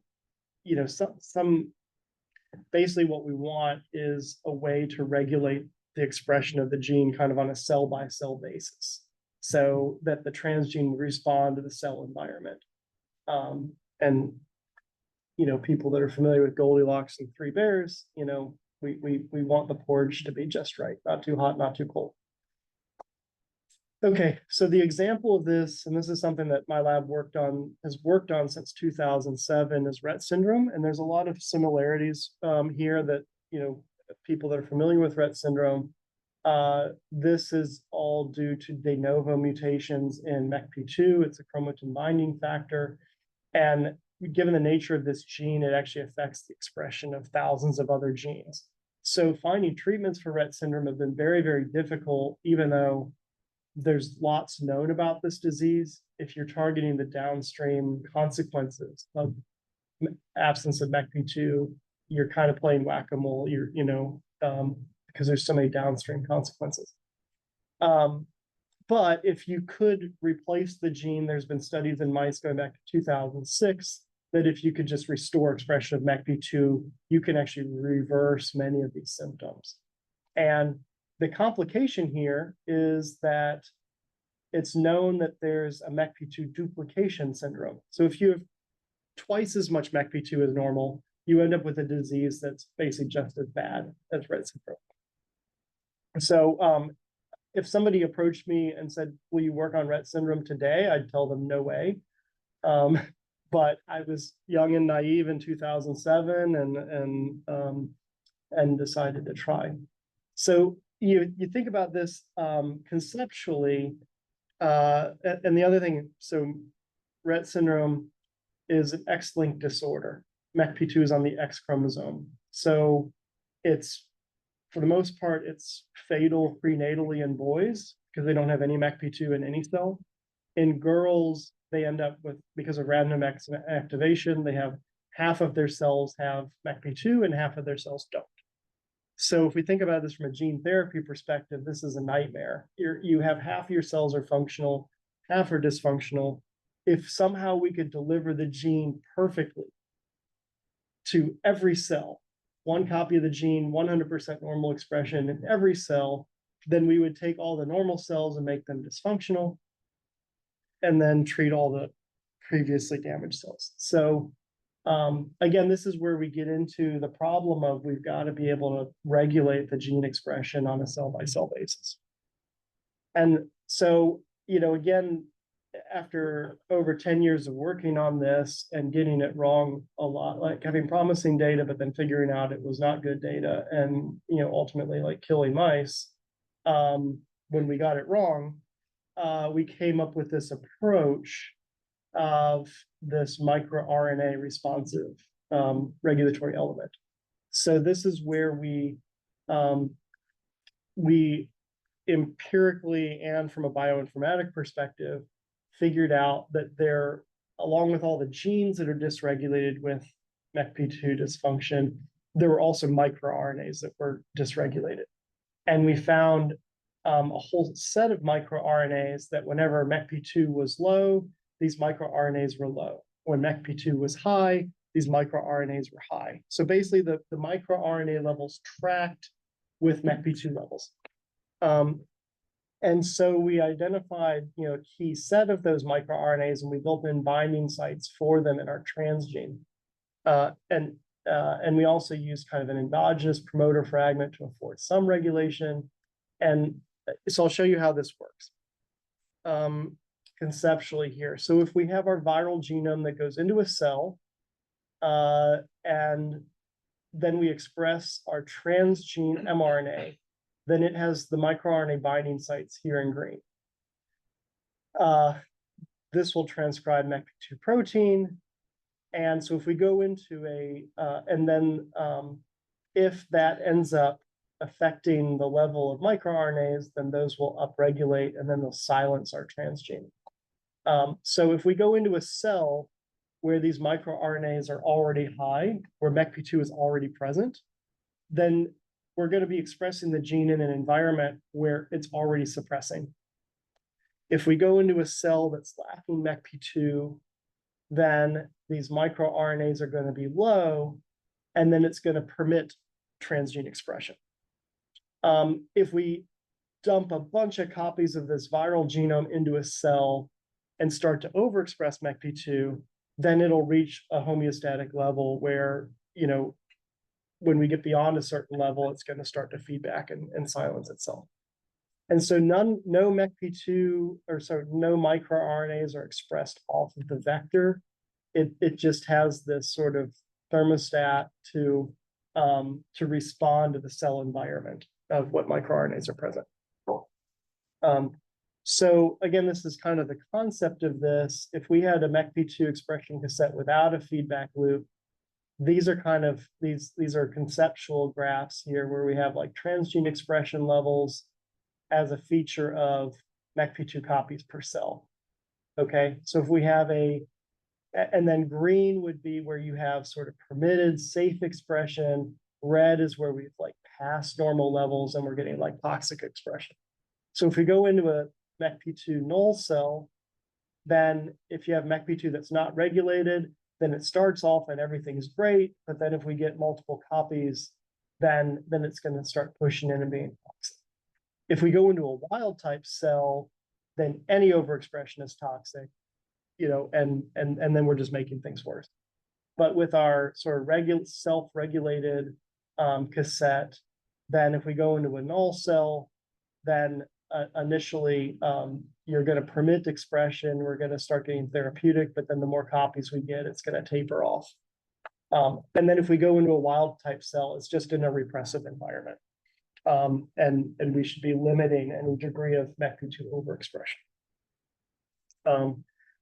And so just kind of testing this, we had paired vectors with this mi-rare element or without it. without the MI rare element. These are in wild type mice where, this should be a suppressive environment. Without the MI rare, we get lots of MECP2 expression. With MI rare, we block it. And if we turn up the gain on this, we can see that we are getting transgene expression. It's just really, really low. And then if we, kind of do this comparing wild type and knockout mice, then, again, over here is a unregulated MECP2 where we get the same expression in wild type cells or knockout cells. Or sorry, these are mice. These are within the brain of mice. Unregulated, the expression is the same, whether you're a wild type mouse or a knockout mouse. But if we have this regulatory element, then we get suppression in a wild type mouse and expressions permitted in knockout mice. And then what does this look like in practice? This is based safety study where we injected these pair vectors into normal mice. And this is just a survival curve.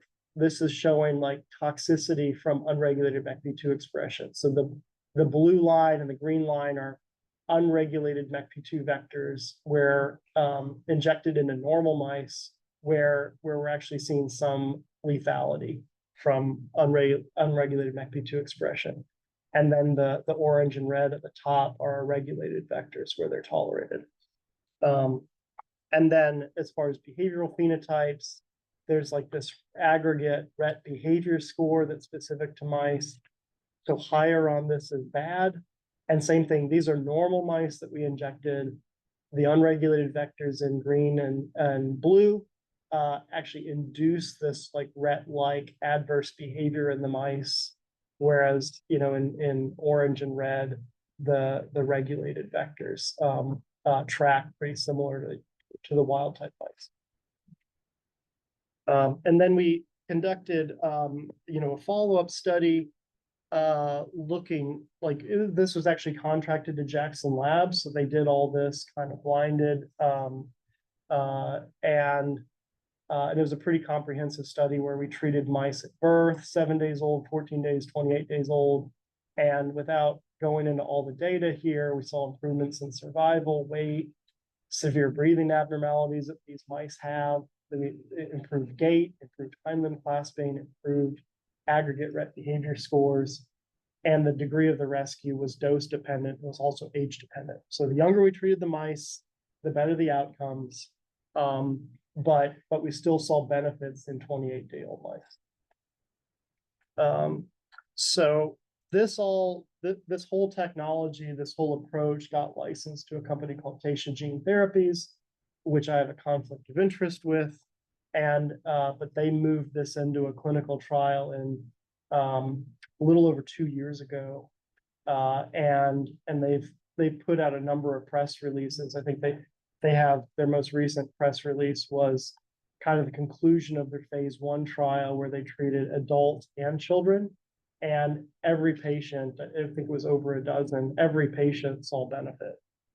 Every patient showed improvement where in natural history of this disease at those ages, there was 0% chance that they would have any improvements in these different domains. And all the patients showed some improvement. So what's the conflict of interest here? I'm an inventor on the technology. Right. And so I've received royalties. Right. The universities receive royalties. And then also I'm an advisor to Taysha. Wow. Yeah. I'm not an officer in the company, but I'm an advisor. Thank you. Yep. So again, with this hopefully won't apply to Pura syndrome. Hopefully we're going to have kind of a wide range of expression, but in the event that it is dose sensitive, then I'm just saying we do have strategies like this that we could pursue to kind of fine tune the expression levels. And I am collaborating with Jim Dowling. We designed the vector that he's testing. And we'll be working closely to monitor those results. And if he runs into any problems, then we're ready to dig in deeper. So I'll acknowledge my team who work extremely hard every day to make me look good, and more importantly, to help patients, and then source various sources of funding here for the work. So thanks. Try to run through that quickly. Happy to take questions. I have a question. Yeah. You've been working on Rhett, obviously, for a number of years. Are there lessons learned or things that you would say to, this group that knowing what you know now that we should kind of either do or do differently or? Well, I like what you're doing right off the bat to kind of push the system and see if you can overexpress this gene and cause problems in mice. Because I think when we started off in Rett syndrome, we kind of looked at all the positive and kind of weren't looking hard enough to see the negative. So we kind of got excited about it. And then we started really seeing the toxicity. Right.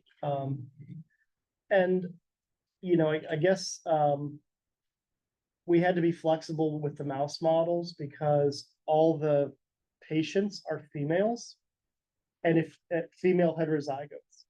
And if you go into the female heterozygous mice, they're really, really difficult to deal with. The phenotypes are really subtle. They're very long experiments. Like you have to age them 6 months really, before you can start measuring what you need to measure. So most of the work is actually done in the knockout males, which are more severe than the humans, but they die about 10 weeks old and you can screen things in them pretty quickly.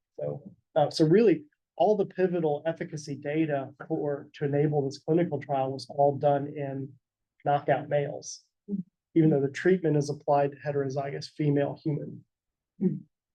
But when we're doing safety, we're doing it all in wild type animals, which are kind of the more extreme situation on the safety side. And then on the efficacy side, we're testing in the model that's the more extreme situation, on the efficacy side. Like the harder model to rescue and the easier model to run into safety problems. And so when it kind of passed through both of those, then I think it was like a leap of faith going into the humans, which were a little bit different from both of those, but I think it gave us confidence that we at least had some margin. And I guess the other thing is just remember, if you get a bad result initially, there's usually something else that you could try, I have a question regarding the toxicity, the excessive response of the immune system while using the AAVs, because there were some considerations about that. Yeah. And I'm asking regarding the high expression of the Pura in some of the immune cells, and there is ongoing research at the Ulm University by Dr. Łukasiewicz that actually it may regulate the differentiation of immune cell populations. So do you think that this might be a problem when it comes to the potential treatment with the AAV therapy when it comes to the immune response? Yeah, I mean, I'm going to talk in generalities because there's dozens of clinical trials that have dosed by the intra-CSF route administration.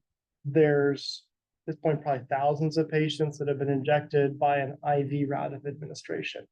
And so pooling the data from all of those trials, even though each one might be small, I think that we've got reasonable visibility on the sort of global immune responses, because let's say the trials that we're doing, we're injecting into the CSF, but we're injecting the total number of viral particles we're injecting is about 10,000 times higher than what you'd get in a peak COVID infection.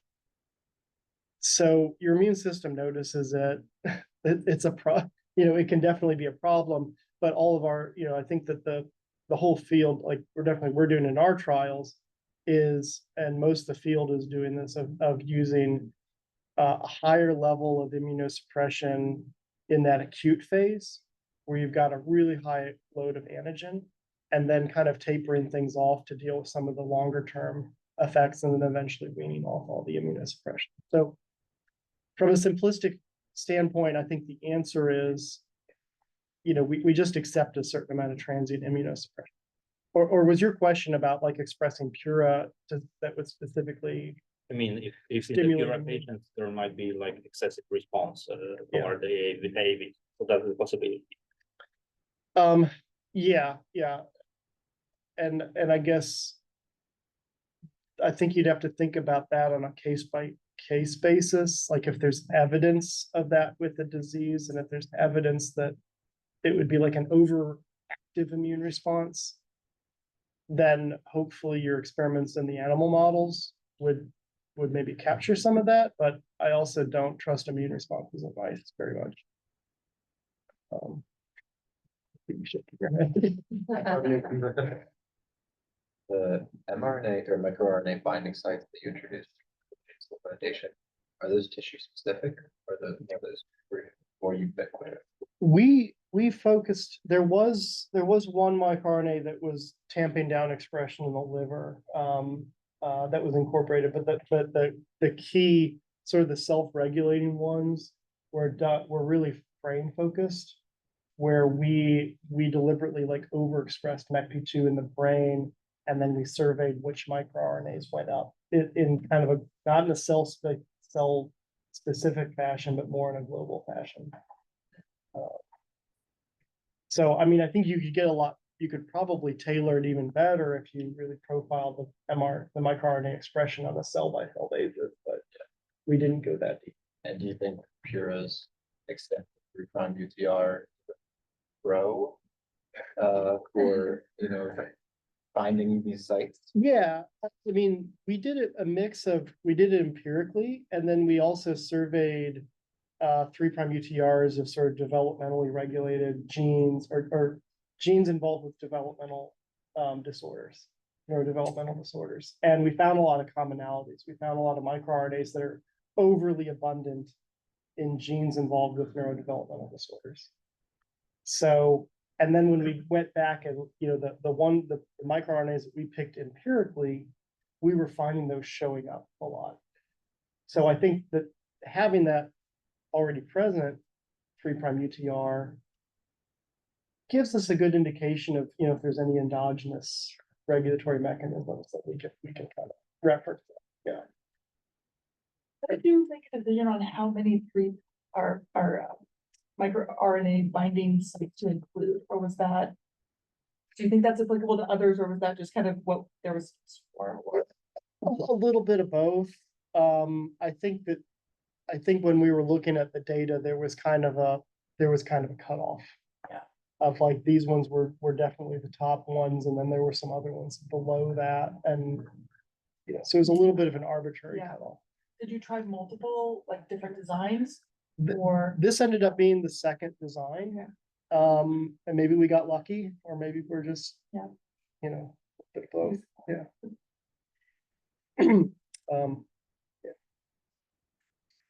I have Jen Gordon commented, pure alpha negatively regulates its own promoter. May be possible to include pure negative regulatory element in the promoter cassette as negative feedback to shut down overexpression. Yeah. Yeah, and I think in general, so we just decided to go in with an initial approach to just go with a low level of Pura. Just use a weak promoter and go with a low level, figuring that this would help, and then try to get more complicated with the design if we ran into problems. Because sometimes you can over design something on the outset and then it doesn't work because you've kind of overthought it. But yeah, I think that there's certainly a lot of potential avenues, I think, to regulate Pura. Anyone else? Thank you. Uh-huh. All right. I believe anyone who wanted coffee is coming in, and we have Vincent. Actually, Kacper, we're gonna have Vincent jump in and then you. Okay. So Vincent is coming in from our office. So whoever ordered. So yeah, whoever ordered. I'll take the ice one. Feel free to grab. And then is there color in sure? Now say that. We'll hand it out. So now every time, Yes, David. Need one for Michael. Yeah, I just want to hold this one. Clean sugar. Elbow cigarettes coming, yeah. I didn't, no, I'm good. I didn't want to assume what to put in for anyone, so it's coming around.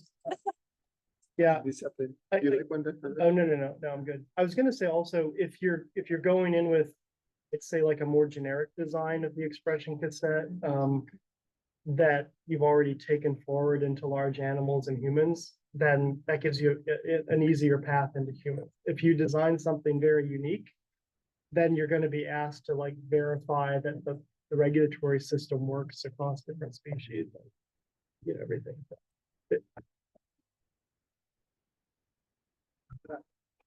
And certainly we got a lot of questions like that with Rett syndrome of, okay, this regulation system works in mice, but how, can you prove that it works in human cells and then larger animals? Everything else.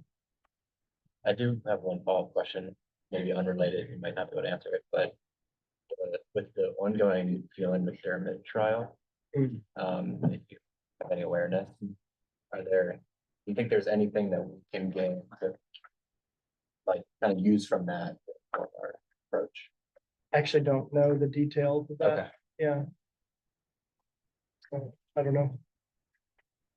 So Vincent, you can go ahead and share your screen. Yes, of course. Hi, everyone. Can you hear me? Yes, we can hear you. Yes. Perfect. Sorry for that. Okay, so it's a pleasure to be with you, virtually, obviously.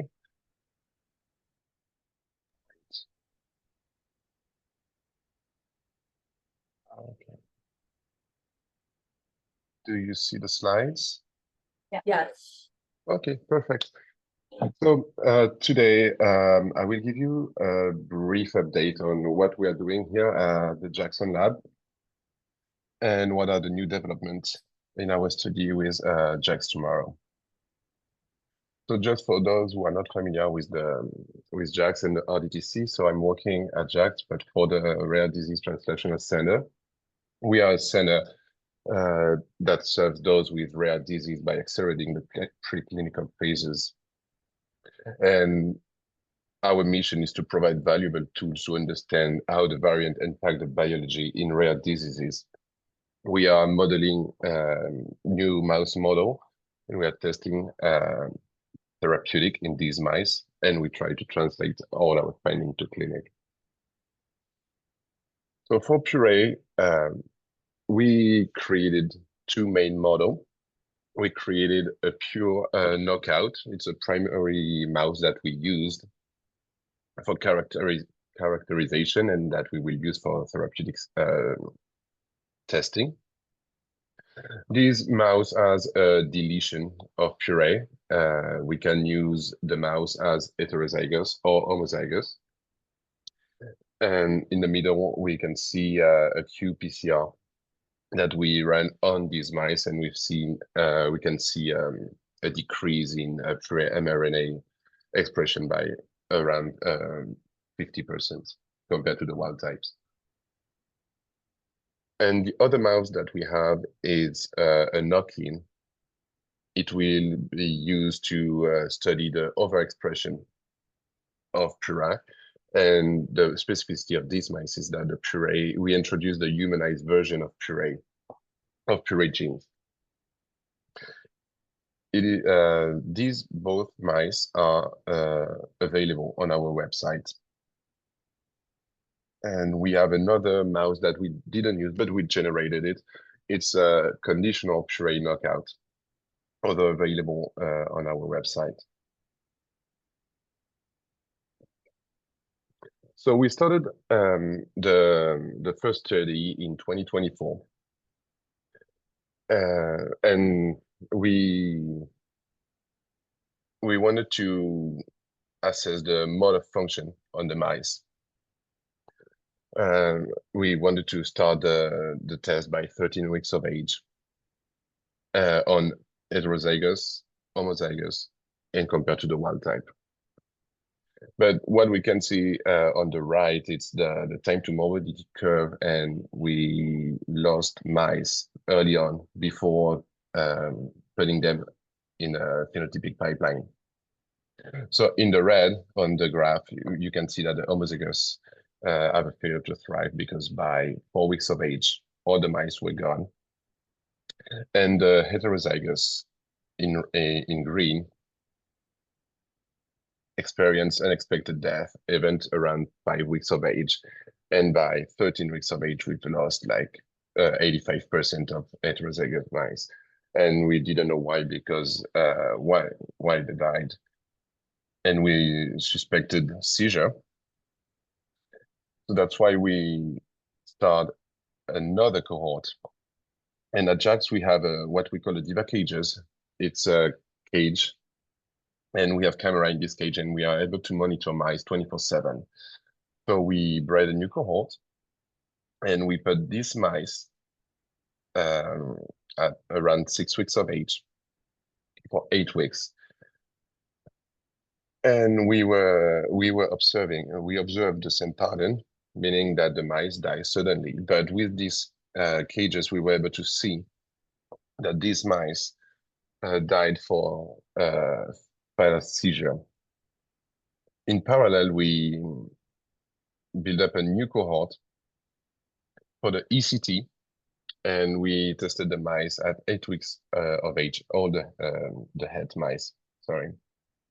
And we didn't see any statistical difference between the wild type in blue and the heterozygous in green at 8 weeks of age.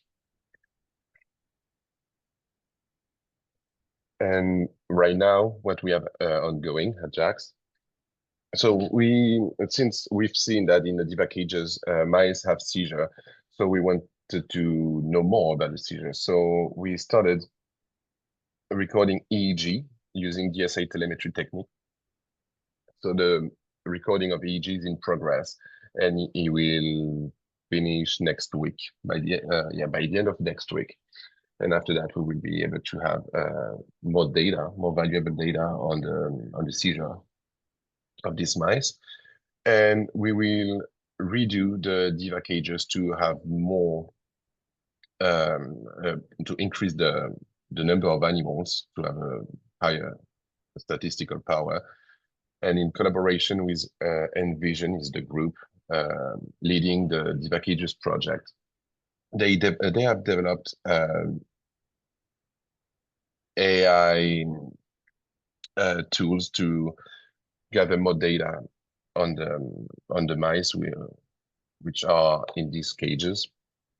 We can track the mobility, the sleep disturbance, if they sleep well, if they eat well, and we will be able to have more data on the seizure themselves.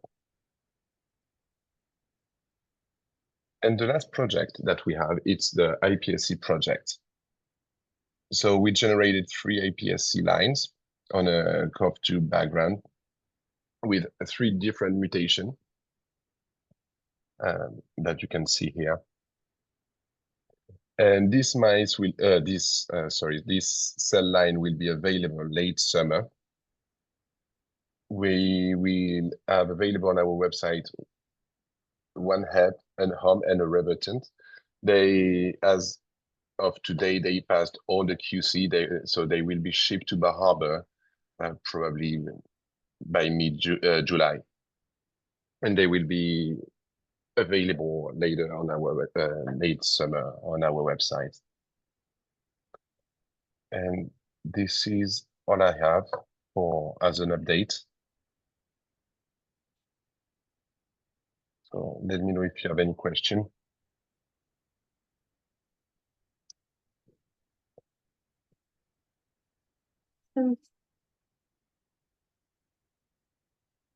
So one question. So you said about the motor behavior. So because the mice were like too young to be tested, you haven't tried like any motor behavior yet.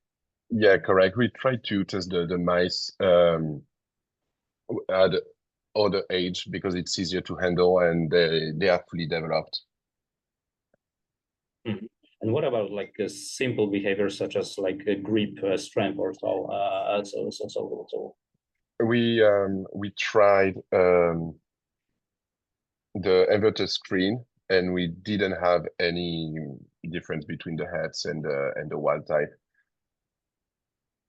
And we put them although on the road, but the N was too low to see a difference. That's why I didn't present the data, because we lost a lot of mice by the time we put them on the road. Thank you. Okay. All right, thank you, Vincent. Thank you. All right, now Kacper will bring you up here.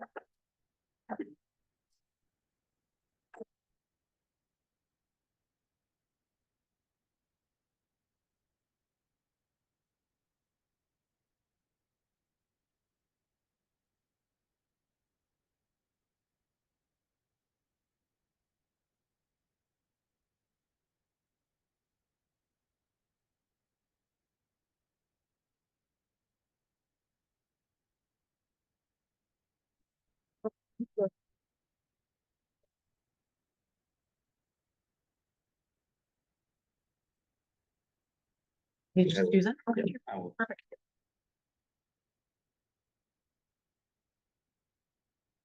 Thank you. So, hello everyone again. So my name is Kacper Łukasiewicz, and sorry. Wait, so recently I started working with the foundation Pura Poland, but I have like about 15 years experience in research. I worked mainly with the mouse models, but it was focused on the basic research until about 4 years ago, when my nephew was diagnosed with Angelman syndrome, and I realized that some of these problems might be used for the rare disease community. So from that time, I work with Angelman syndrome community in Poland with the MEC2 Research Foundation, which is focused on one of the rasopathies, and with the PAX2 Research Foundation, which was also set up in Poland, and we are there probably the most forward in a way I was running. So we are like applying for the European grants for the preclinical research phase there.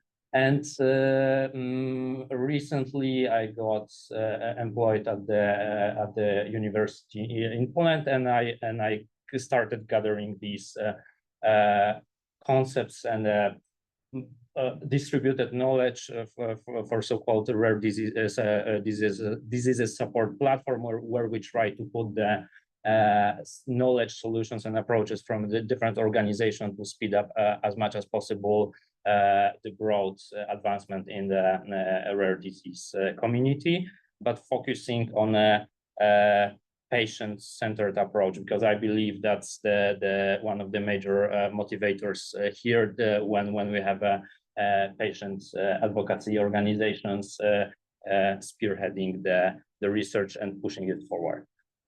So currently in the Pura Foundation Poland, as you've heard from some presentations, there are activities where the foundation is involved, and I will briefly talk about them and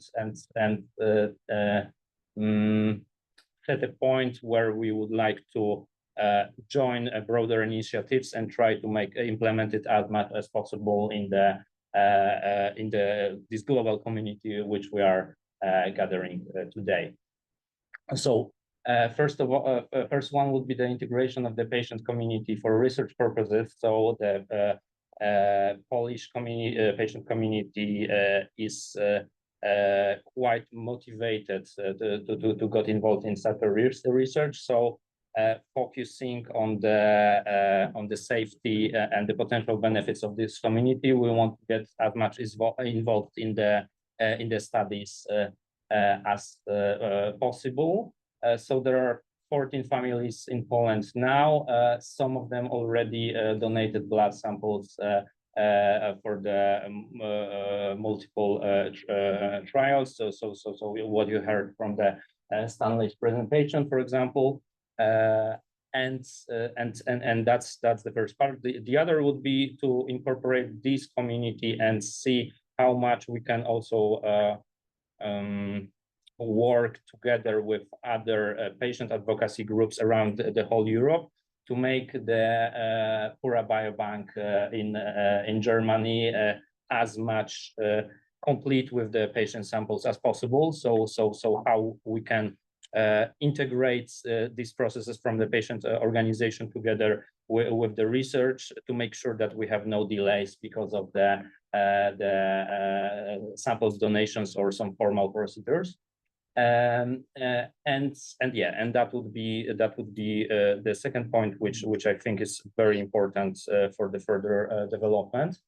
The third one will be supporting the academic and clinical research. So we already heard from Stanley about the previous collaboration, and there are different collaborations with the University Children's Hospital in Lublin, the medical university which ran the pyridostigmine study.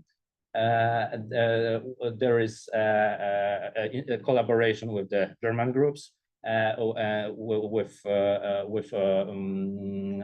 both like Robert Dirk, Marcin Łukasiewicz, and with other medical specialists.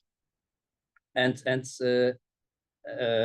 we would like to make so I don't want to take the credit of the research done by these groups, but I would like to point out that's our strategy would be to get as much involved in these studies as possible. So supporting them, but also being an active participant of these research projects. So from my experience with the other foundations, like granting agency, especially in Europe, are putting effort into this kind of a collaborative work. So there are these requirements in the grant proposal that the patient organization is not only supporting, but it's participating in the incoming research. So we would like to see our organization as a collaborative organization, not just the support letter writing organization for the future grants.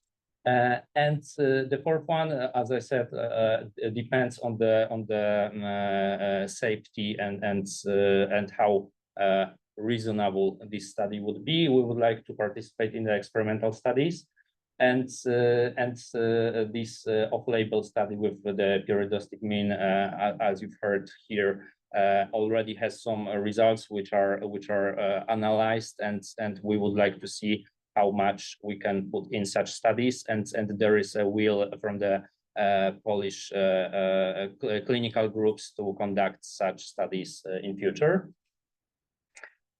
And the participation in the natural history study. So that's something which we would like to collaborate as much as possible with the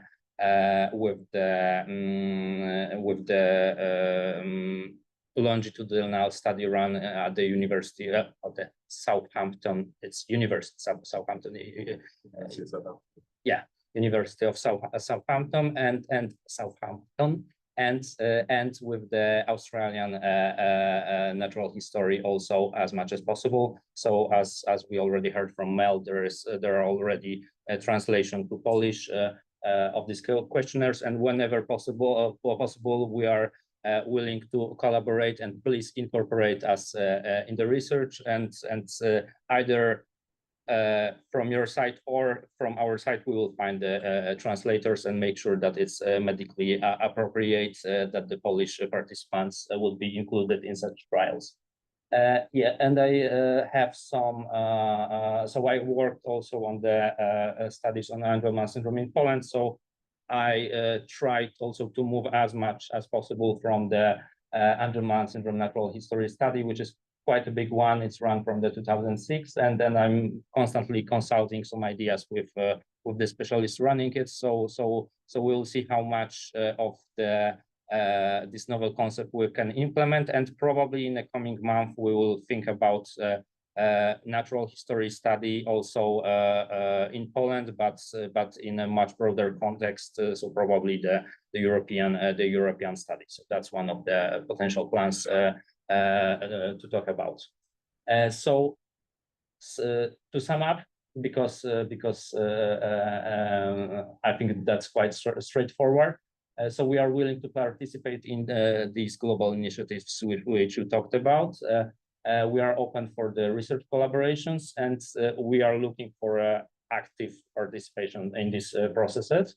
And we will also look for a funding which will be run in this scheme where the foundation would look for the, I would say, startup funding or these small pilot studies, and then participating in obtaining the pilot data to apply for a bigger grants. And generally we are open for the discussions, and I'm happy that we already had some here. Thank you. Is this limited to Europe, or can the United States be, well, if you're including Australia, but so it's beyond Europe.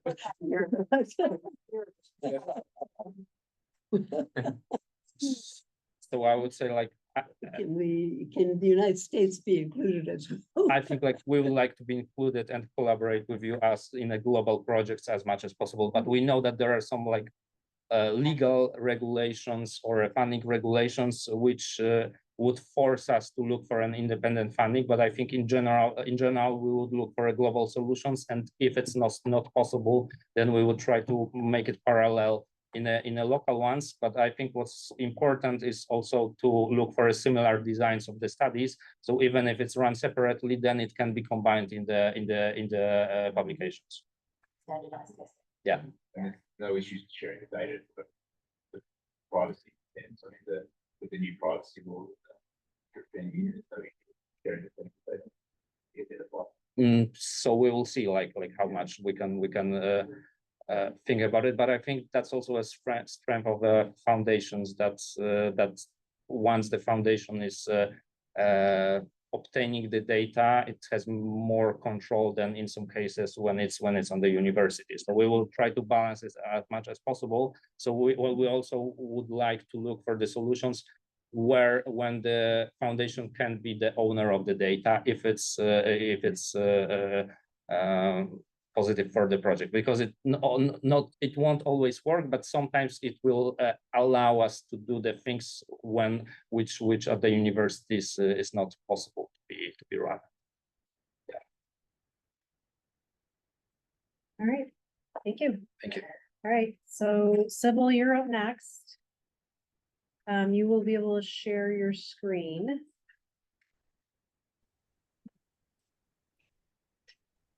So sorry. Hi. Hello. So, I'm sharing my screen now.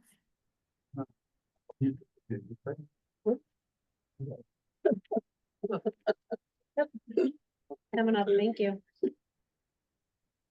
Hi, can you hear me? Yeah. Okay, so hi everyone.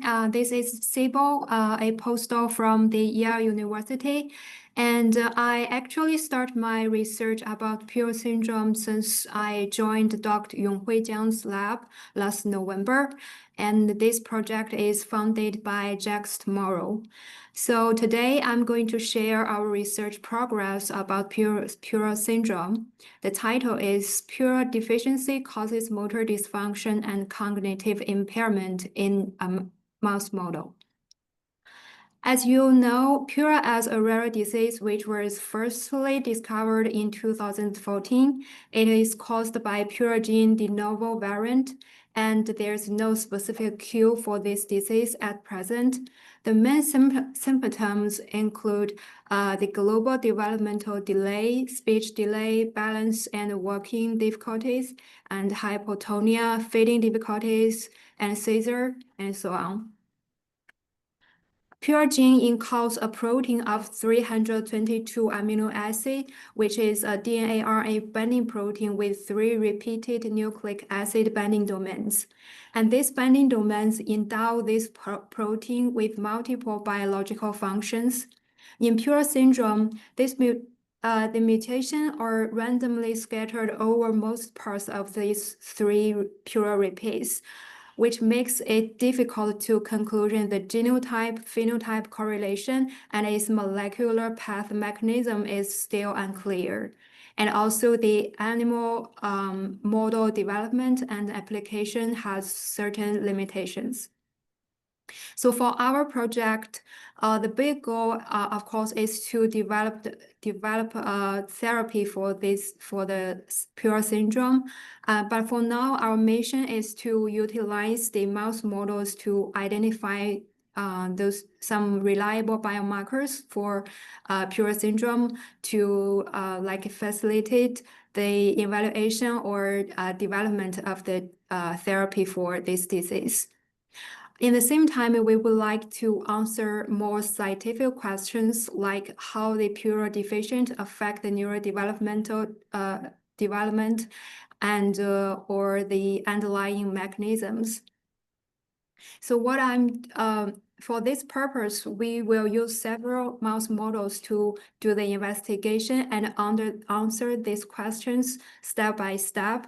What I'm doing now is using this conventional Pure knockout mouse model, which was established by Jackson Lab, to see the recaptured phenotypes from behavioral and molecular levels. So here I'm showing the Pure knockout efficiency of this mouse model. As you can see, the Pure expression, including mRNA and protein levels, was reduced around 50% in the heterozygous mice and almost 100% in the homozygous in those different brain regions. And our immunofluorescence staining result also showed there's no detectable signal in Pure homozygous after staining with the Pure antibody. The left images are the whole sagittal brain section, and the right images are the different brain regions. And here are some general phenotypes we can observe by eyes. As we can see, the homozygous are obviously smaller than both wild type and heterozygous, and the size difference occurred around the age of 2 weeks, and the homozygous probably died within 4 weeks. In addition, they also presented some abnormal behaviors, as you can see from this video. This little one is a homozygous. It was showing the abnormal gait pattern, weak hind limbs, and tremor upon motion, flaccid tail. So with these general phenotypes, we would like to look at the details and try to quantify these phenotypes in the scientific ways, while 2 directions. One is the behavioral assessment, which will include those wild types and Pure heterozygous. And another one is the molecular and or cellular levels. The homozygous will be included in this part. So in the behavioral assessment, we followed this workflow chart to assess the mouse behavior from multiple directions regarding different purpose. The first one is about open field, which was applied to assess the motor activity of the mouse. The result showed that there's significant difference between the wild type and heterozygous in the travel distance at age of 7 to 8 weeks, but not 3 to 4 weeks.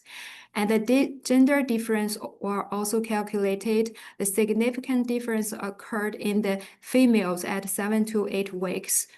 That basically suggesting the impaired motor function in the Pura mutation mouse, especially those females.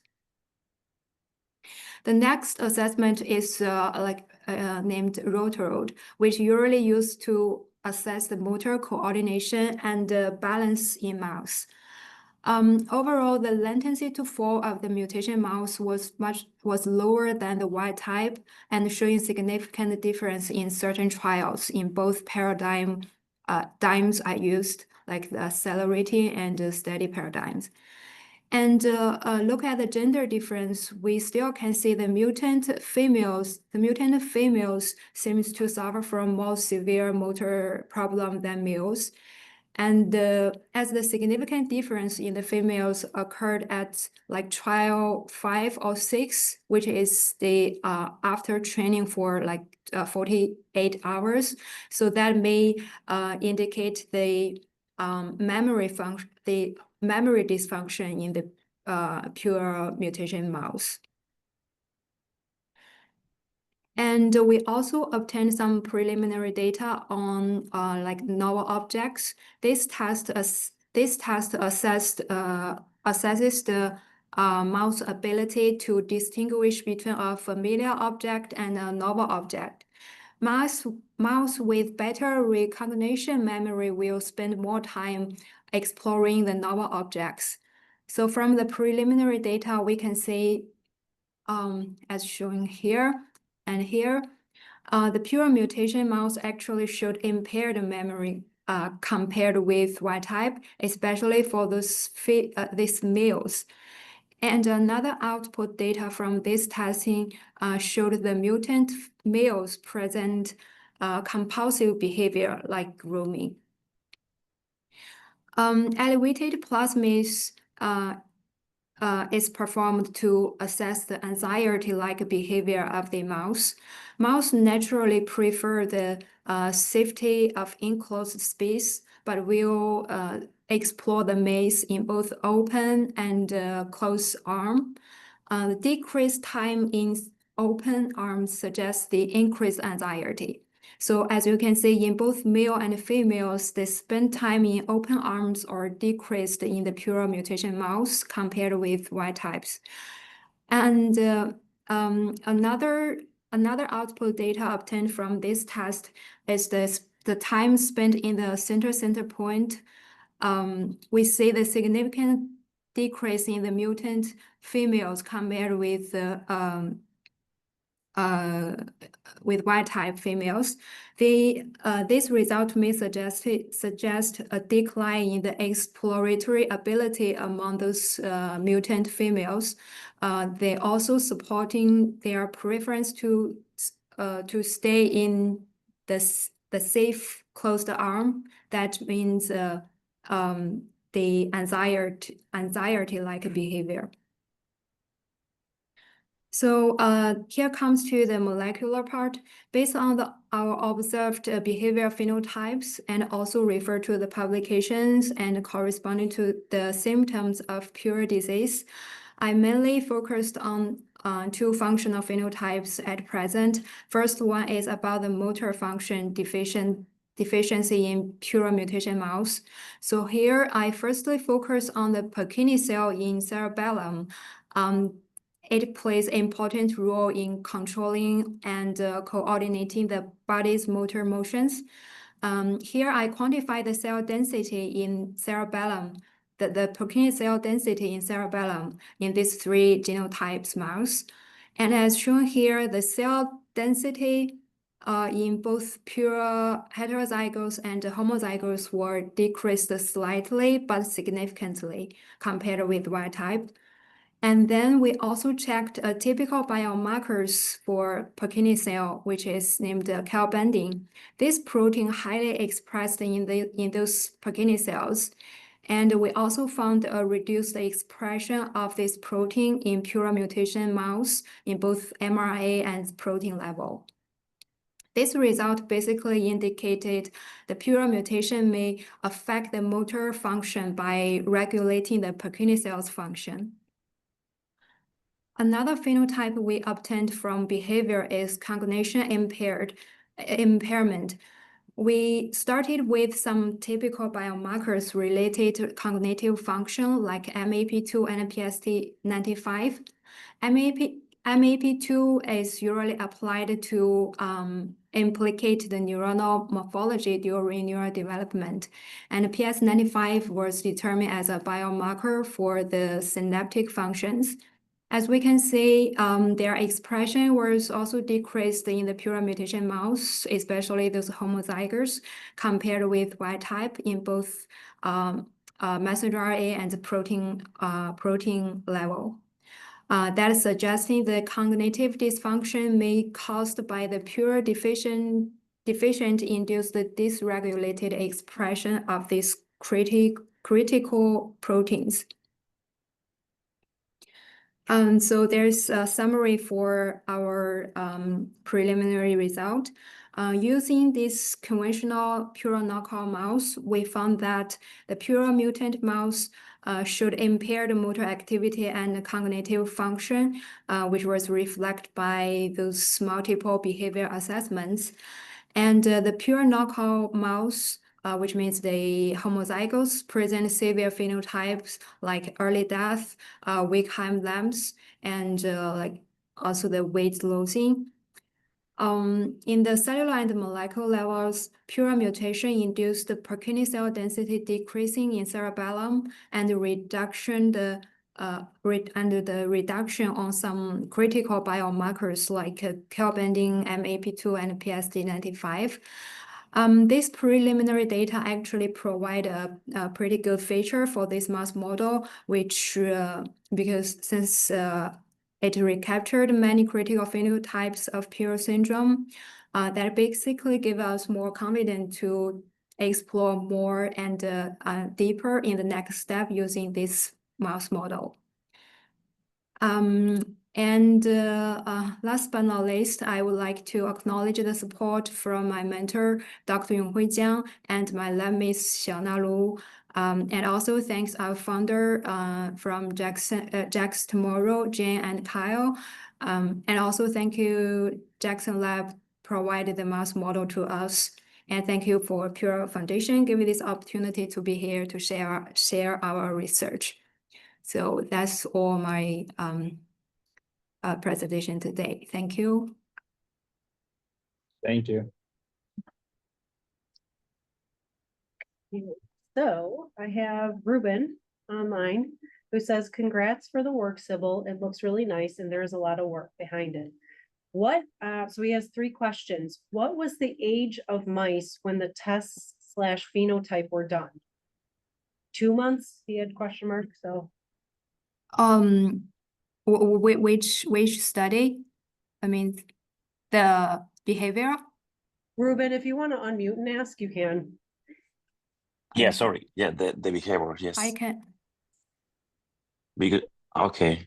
And in general, the other studies that you performed later, it was also 2 months, 7, 8 weeks, or after for this, yeah, for those behavior assessment, we use the different ages for different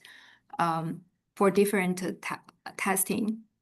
As you can see, like for 1 month or 2 months, we will test them for the open field, and later is lateral and mobile barrier like that. So for the molecular level, we use the mouse is like day 21, day 20 to day 21 after birth, because you know the homozygous will die before. Yeah, so we use the.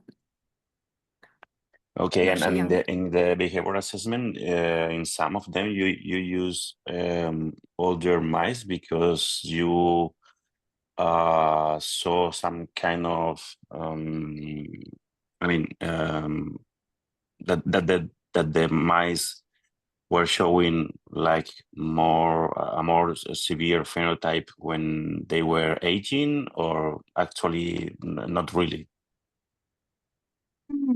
Because we follow this flow chart because we got some take advantage of those experience from our previous research experience for other neurodevelopment disease like Angelman and others. Okay. So this basically according to like the natural development when it's the best time for the cognition assessment when it's about the like anxiety things. So yeah, this will Okay. Thank you. Thank you. Any other questions for Sybil? That was a great talk. Did you look at the synaptic localization of PSD95 or just overall protein expression? This the whole cell acid for now. Okay. Do you intend to look at co-localization of pre and postsynaptic proteins? Co-localization? Not yet. Okay. But I'm trying to do that, but got some difficulty on that. Thank you. Yeah, thank you. Yeah, I have one question. So just to clarify, this is the same model as the Vincent was talking about before you? I think so. I think so. Okay. Okay. And another question. So how you treated the handling? Because like if they might have a like increased anxiety responses or so, like the results might depends might be different, depends on how much they were handled before the experiment. So what kind of like handling protocols you're using there? What sorry, I didn't quite follow your question. The handling. Yeah, handling. So like acclimation to the experimenter and so on. So are you like handle them before the experiments or they are like directly tested? Oh, yeah, we normally will do the habituation for the mouse before the testing. And actually we like me, I will go to check the animals every day at once. So I think the animal they are just more it's very familiar with me. So when I handle them, they are not should be not very nervous, I think. Mm-hmm. And I have like one concern when it comes to the rotarod. So you said that you observed some differences. If you can go back to the I think it's slide 9. Yeah, sure. But you have quite a difference in the controls, like when it comes between male and female.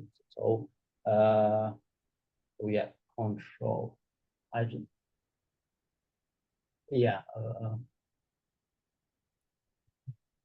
We're talking about the study paradigm crossover point. I mean the last last point, the controls quite differ from each other. So because the controls are the black line, so the male black line on the like the middle lower and the female black line, the controls seems to be quite different. So I'm not sure if the difference is not because of how the controls, the male and female controls behave in this particular like test. So I would say that this kind of subtle differences might be better after having more control mice run. Yeah. Yeah, good point. We also noticed this, that this like, but I cannot answer at this time. But maybe to confirm this phenomenon, we also have another cohort. Animals will do the same things very soon. So we need to confirm is because the wild types male females difference or something. So I cannot answer directly at this time. Sorry. And this data is average data, right? So like we're not looking at like individual mice and their performances in this right now, right? So I imagine there's nuance there of like perhaps we had one mouse that was underperforming before that's overperforming driving changes.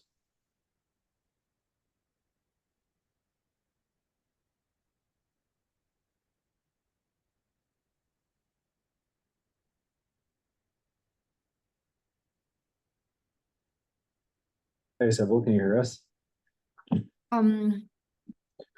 But so I guess like your outcome is like you're gonna continue to look at more mice, further characterize this and see if the phenomenon is consistent with the phenotype. Yeah.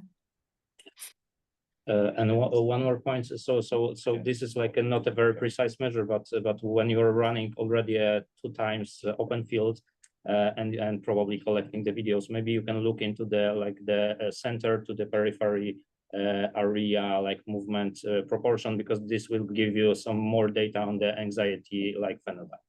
So you showed only the distances, but you can like dig out this parameter, and this is not a clear like anxiety measure, but you already have the data, so you can take it out.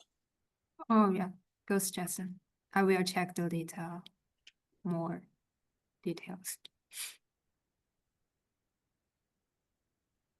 It's interesting that you've reproduced a lot of the findings from Mary Barb's paper. I don't think Jennifer Gordon's still on the call, but I was also going to ask the same question that Kacper asked about the discrepant behavior between male and female models. But anyway, have you looked at hippocampus? Hippocampus, yeah, I also collect some tissue samples, of course, but I still working on that, but no available data for now about hippocampus. And for behavior, we also have some other testing like fair conditioning to set up the context to see if there are some memory related with hippocampus function. Have you decided which tests you're going to use? Fair conditioning. For the memory. Sorry. Have you decided on any particular models that you're going to use to look at functioning memory? The fair conditioning testing, because we can change the context in the to say if they can remember the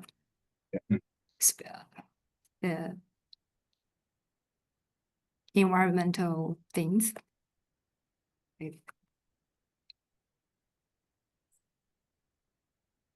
Any other questions for So and one suggestion, if it's possible to implement it to the protocol, because that's not a very like invasive test, maybe you can add a grip strength test to the pipeline, because it won't affect your pipeline too much, but you would get this kind of information about muscle strength. Sorry, can you repeat that? What kind of grip strength? Grip strength. Yeah, grip strength, like usually you can do some assessment showing like the amount of force they can hold on with. Oh, okay. Yeah, and you can do it separate on the front limbs and like for both front and hind limbs. So I would suggest like running it separately to see that. Okay. It's Thank really you. Thank you data for rich. the suggestion. No. Okay, thank you, Sybil. Thank you. Well, now we're just gonna open it to general conversation. If there's anyone that wants to bring anything up about anything that was talked about today, anything, open table is what we're at. So we have about a half hour here. So.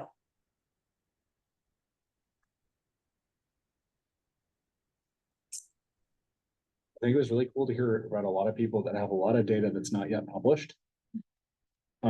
And I don't know what the rules are at different academic institutions and whatnot, but like my experience, I'm just expressing a frustration of mine. I don't think papers matter for clout. I think it matters that people actually have access to understanding and information, push back, push against, or build upon what we're seeing. Because like some people have already seen the same thing, but they didn't know that until they saw that someone else had seen it. it's what we were taught for scientific method, was to communicate earlier and get feedback. But I mean, really thinking about the importance of doing a good job about that while also not dealing in false hope while working with the disease community. But I think that if we all did more of that and more effectively, it might also get more people to be excited to be at this conference next year with more science as well. Even if it is early stuff, it's everything seemed exciting. What was that? Yeah, exactly. There's no reason that you can't do that. Which is also nice because those are accessible and not behind a paywall as well. Yeah. And even after you do get the acceptance, even if it is to a journal with a paywall, you can still go back and see that, which I think also matters a lot for like patient community. Yeah. Increasingly finding bodies that are requiring. Yeah.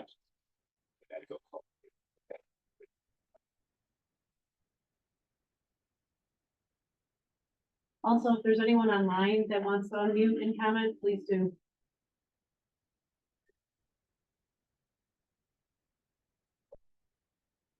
So I have one general question, because it was slightly touched, but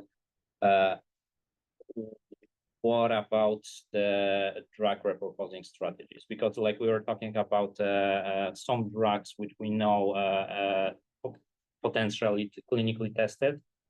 We were talking about some like molecular insight into processes to look for the optimal drugs, but what about this kind of a drug discovery based on the drugs that we already know, but which can be repurposed?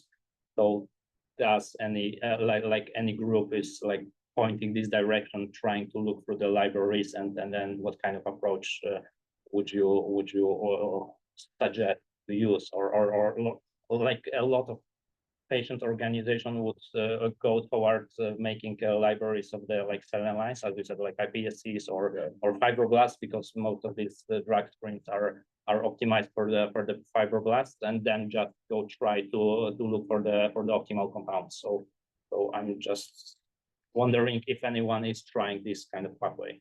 So you mean like anyone in the Pura space, or anyone like here, or do you know, like in the Cura space? Yeah. I know other folks that are trying to do this in the DEE space, and I think someone has their hand raised. Dirk, you want to say something? Yes, hello, good evening from our side here. Yeah, I mean, we constantly think about that, of course, and having the FDA approved drug library is not the issue, of course. It's the main problem is finding biomarkers. You know, this per se is not the issue either, but finding biomarkers that represent the clinical manifestations, right? So which of the biomarkers in your favorite system is the one that will tell you that you can treat symptoms. And I think that's something where we struggle quite a bit. We work on that, but I think this is, once one has that, one can do this screen, right? But without knowing that, it's tough, I think.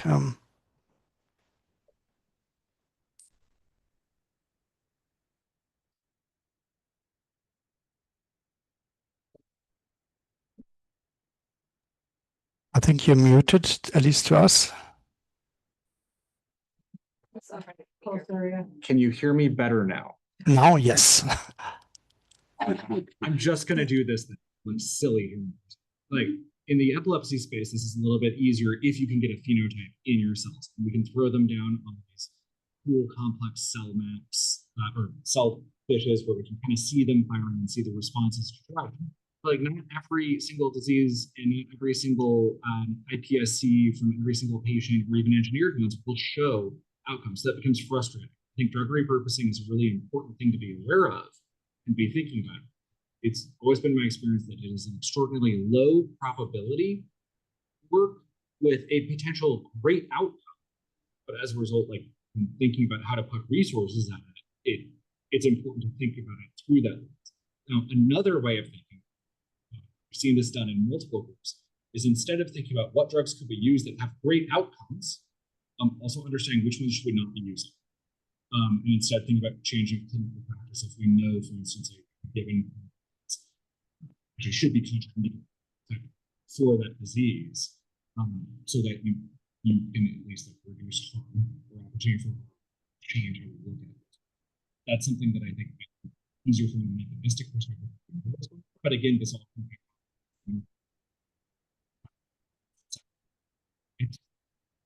and then as you move up to further to go seizures and sensitivity, reduction of sensitivity, PTZ, again, I think it's a research. It's your brain. Wanted to say something. Derek wanted. Yes, yes, the audio is gone again, but I think there's these two strategies, right? So I don't know what has been said, but I think there's these two strategies. One is you have your favorite compounds, your favorite drug, salbutamol or whatever, and then you test it. But that's usually can be done in a low throughput scale. I mean, the good thing about having these libraries is that you can go in with an agnostic approach. But for that, you need biomarkers that represent the symptoms of the patients and are scalable. And this is the difficult thing.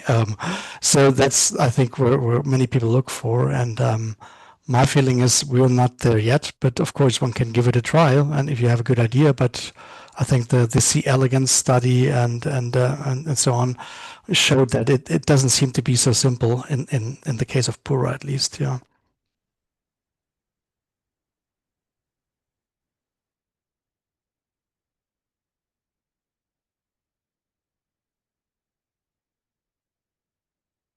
I would say, Kacper, to your point regarding drug libraries, there is a fly model, as I mentioned earlier, that has a strong phenotype. It was built, it was nominated, Jack Smaro pitched Baylor College of Medicine. It was nominated, and the investigator there is sort of looking to see potentially what's next.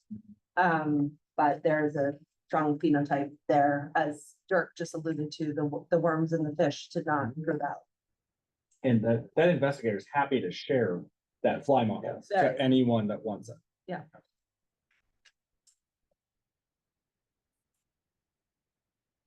I mean, one of the outcomes sometimes when you're doing those drug screenings, you don't find something that's useful, but you do learn more about the biology than we did before, and that's also sometimes helpful. He can't hear you. Oh, sorry.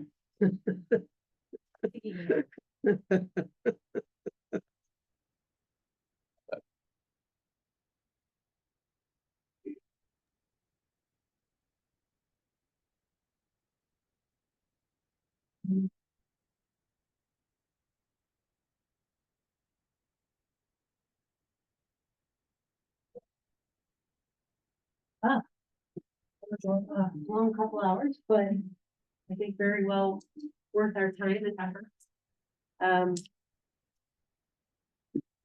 In talking about these models, as Kathryn mentioned, we want to put together a comprehensive website of everything that's available.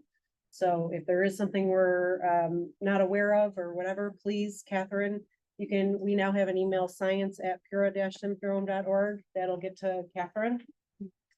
So any models we will be posting so that anyone who has a need or request will be able to go to that site and find out where exactly they can get what they need. Yeah, we would love to cross post that at Jackson tomorrow as well. We were planning to list the Jackson Lab mounts there. Obviously, it's available on the website. The IPSCs will be available as well. It'd be really helpful if we could crowdsource everyone's experience with different antibodies as well. I think there were some comments in the comments about the promiscuity of some of these antibodies, and that's a huge pain in the butt. Likewise, I don't remember if there's like conflicting reports in Lit about this, about doing N-terminal or C-terminal labeling of the protein and differential outcomes when you do that. So having defined outcomes and experience with that, I would say if you are hosting data or hosting information about antibodies, it'd be great too if people could submit actual Western blots or IHC or ICC with those antibodies in standard cell line backgrounds so that people can get a good idea about whether or not they're having an issue with their protocol versus that antibody just doesn't work. Because like that is you're talking about like months of someone banging their head against the wall and they find out they bought the wrong thing. I imagine there are a lot of graduate students and postdocs that be very happy to know that they got the right thing the first time. modeling analysis, would that suggest any benefit to tagging versus C-terminal? So in my opinion, N-terminus is better because it's not really interfering with the rest. Yeah. But practically, I'm not sure how it works in the cells, but definitely N-terminus. That's my understanding. Because C-terminus is helical, so it's structured and most likely it interacts with the rest of the protein, while N-terminus, we have no idea where it is. So one of the things in the spirit of collaboration, sorry. Under the research tab on our website, we have our request for proposals there, so that is available. Open research projects. So if anyone has open research projects that they have, we are putting them on here as a central, so Mel's.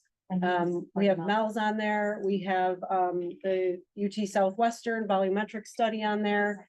I just finally put this on and we will share on social media. So there's open research projects. Another thing that I put together was this Pura researchers page, because as a foundation, we're trying to help out the clinicians and build our clinicians network so clinicians can talk to one another. One of the things we want is for researchers to be able to talk to each other too. So I went through and I put down through going country by country, anyone that we know of right now. I pulled off a lot of them from your websites, any of our foundation websites. So if I'm missing anyone, please let me know. And then I also have links to your foundations, okay? So that everyone can access them. Also on the, just so you know too, if like Magda is linked to Pura Poland, so I let them know that, if you want more information, you can go to the Polish website, or if it's, Dr. Yang from Jack's Tomorrow, or from Yale. So that is also on there. If anyone wants to help me update it, whatever. I just want the resources out there so that we can continue to communicate. One of the things that I think we'd like to also do is get more of a regular meeting of the foundations going, so that we can all sit down together and keep communicating that way. And I think this will become an annual, if not biannual, if we see the need to do a Zoom meeting and bring everyone to the table to talk. So anyone have any feedback on any of that? That's great. I'd love if there was also a clinicians meeting. Okay. There are ideas that I'm always thinking of that I'd love to bounce off other people and just share. Great. Okay. If anyone online didn't hear that, Lauren brought up having a clinicians meeting as well. Yeah, one thing, this is a little bit adjacent to the science, but obviously that continues to come up every day are, there's probably like a top 10 questions, right? Yes. And so coming up, I would love to collaborate or contribute to, like just a 101 or a top 10, a lot of families in the NICU who are just, kind of spiraling and need help. And so if we can, with a clinician or a network of clinicians, have like a top 10, it's the same questions that are coming up every single day. And it kills me that we're kind of it's like every day these things are kind of re-litigated. And I know that there's still obviously question marks on caffeine or pyridostigmine or salbutamol, but I think families need help like ASAP. And it's just something that I think could be codified in some manner, or at least questions to ask your doctor. Yeah. So I really agree. And that's honestly in a lot of ways more important than getting the researcher connection stuff up and running, because like otherwise those things get litigated on Facebook and then people just throw things into ChatGPT and whatever they get out of it. So yeah, so like there's no, I know, but like Farmers are in 6 or something. It was like, but I guess to that end, like the top 10 or 50 questions, but that also can be a continuing effort that I imagine would also impact the future RFPs for where research is going too. So there's a nice interplay there. one of the things I think the foundations is we obviously we're doing a communication study. Part of that is education material coming out fact sheets for families. And it'd be good, I think, if we could get together and go, well, we can contribute epilepsy and communication. What can you contribute? What can you contribute? So that we're actually putting together essentially a guide to Pura syndrome from our clinicians, from our researchers, because these guys are busy doing everything else, but that's something that we can bring to the table in later. And we don't want to replicate what one another are doing, but if we do it together and then have the translations done, I think it's really important. That translation part especially. That's really important. That was part of our big focus of that communication stuff. So it's out. Is there a Pura syndrome foundation or outreach at all in China or no? They reached out to them, they haven't responded. Okay. There was someone who came last year from China. She had some sort of grant in the United States. She came to China, but I think that maybe we could check our records as to that. It might be a nice thing to do just from like a health equity perspective. We're thinking about languages and translation, and like especially for these things. Yeah. I think that number of people that Studies translated. yeah, exactly. Yeah. So like for any of those feedback. Also, China has a very large population. It does, yeah.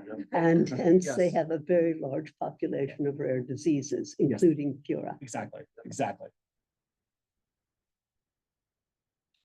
I think getting back, not to rewind too much, but if we do list common FAQs, especially at the early stages when you're in the NICU and you're just trying to hold on for dear life. So these things are generally more time sensitive. If it's not too much to ask, if we could link clinicians who have experience with, I don't know, caffeine or something, because, you know, my daughter was diagnosed at Duke and I have my PhD in biomedical engineering, and that was pretty much the only thing that would actually make them listen to me. You know, it's like, okay, I probably learned more in the past 2 weeks than I have in my own PhD, but because I have these stupid letters behind my name, now you're going to actually listen to what I'm saying. So just the status of MD, PhD, and especially if you have that individual has experience with treating patients, I think that would go a long way to communicating to a fellow clinician. But I don't want to put too much on other clinicians' plates. Put a clinician directory on our website. I think it was probably right after your diagnosis was right at the conference last year. And we have it where it's filterable by specialty. But to your point about like the caffeine, we can build out the filters and make it more robust. So it's more simple. Yeah, it's filterable by region and by specialty. But we are really open to suggestions on helping build that out and helping make it more robust and usable. But we do have a basic start to a clinician directory. I think that's part of where my thought was coming from, because I've talked to a lot of NICUs now, and for the most part, that can be helpful, but then some NICUs want an official second opinion, and I don't know that my institution will allow that in another state, another institution, so then they just have to find somebody else. And y'all did talk to me about writing something about caffeine, albuterol, but I don't feel like I have data, I know what I see, like my anecdotal experience has shown that these are very successful. I don't feel like I can write something official just off of my own anecdotal experience. So maybe if there was a panel to come up with some sort of consensus guidelines or something, then I would feel more comfortable writing something. As a group of As a group, yeah. Yeah, so regarding your point about this kind of a confusion, which is natural, like for example, in Angelman syndrome community, the Angelman syndrome foundation wrote this kind of table, like or letter saying like 100 days after diagnosis. So once you got diagnosed, what should you do? Like who should you contact with?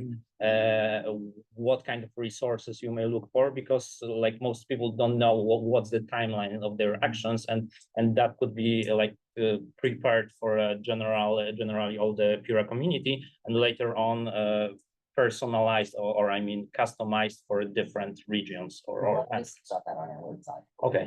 Okay, so we should like That used to be on the David wrote it originally for the Global Foundation.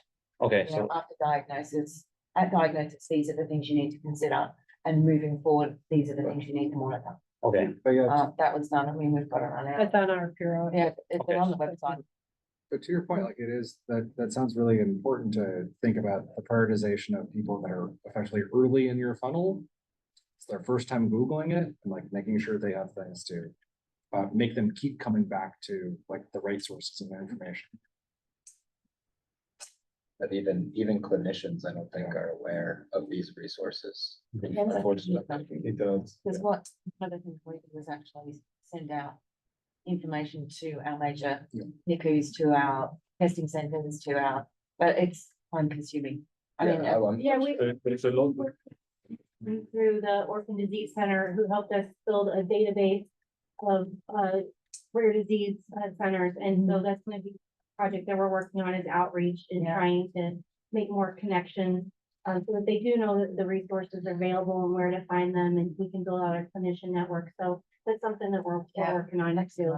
In the UK, one of the most effective strategies is to approach the reporting laboratories to ask them to include a rider. And essentially they direct the clinician receiving that report to bona fide resources. So the Pura and Good Foundation website, basically.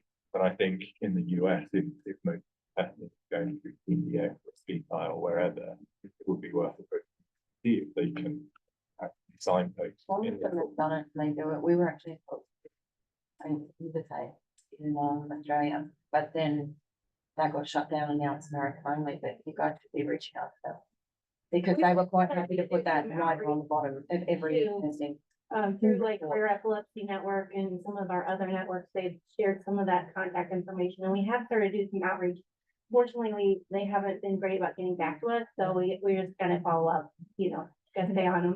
There are a couple of organizations, I'll get you the name, that have been really successful in getting their names at the bottom of everything. Like, that's what their foundations, and they may go to the direct one. That would be wonderful, yeah. Because I mean, people are really flash. Questions you got. Yeah, because if they find you, they'll find us. Only they find one. Yeah. That's the main thing. Yeah.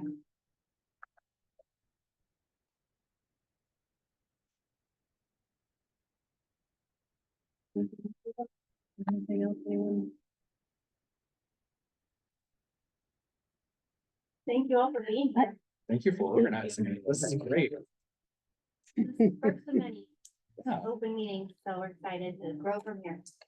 I think this also worked out really well in terms of having it among scientists, and I think some of this is a little too heavy for the family presentation, or unrecognizable, I would say, maybe not heavy for our family, so I'm glad that we got everyone here. So thank you very much for coming in person. Thank you to everyone who's participating virtually.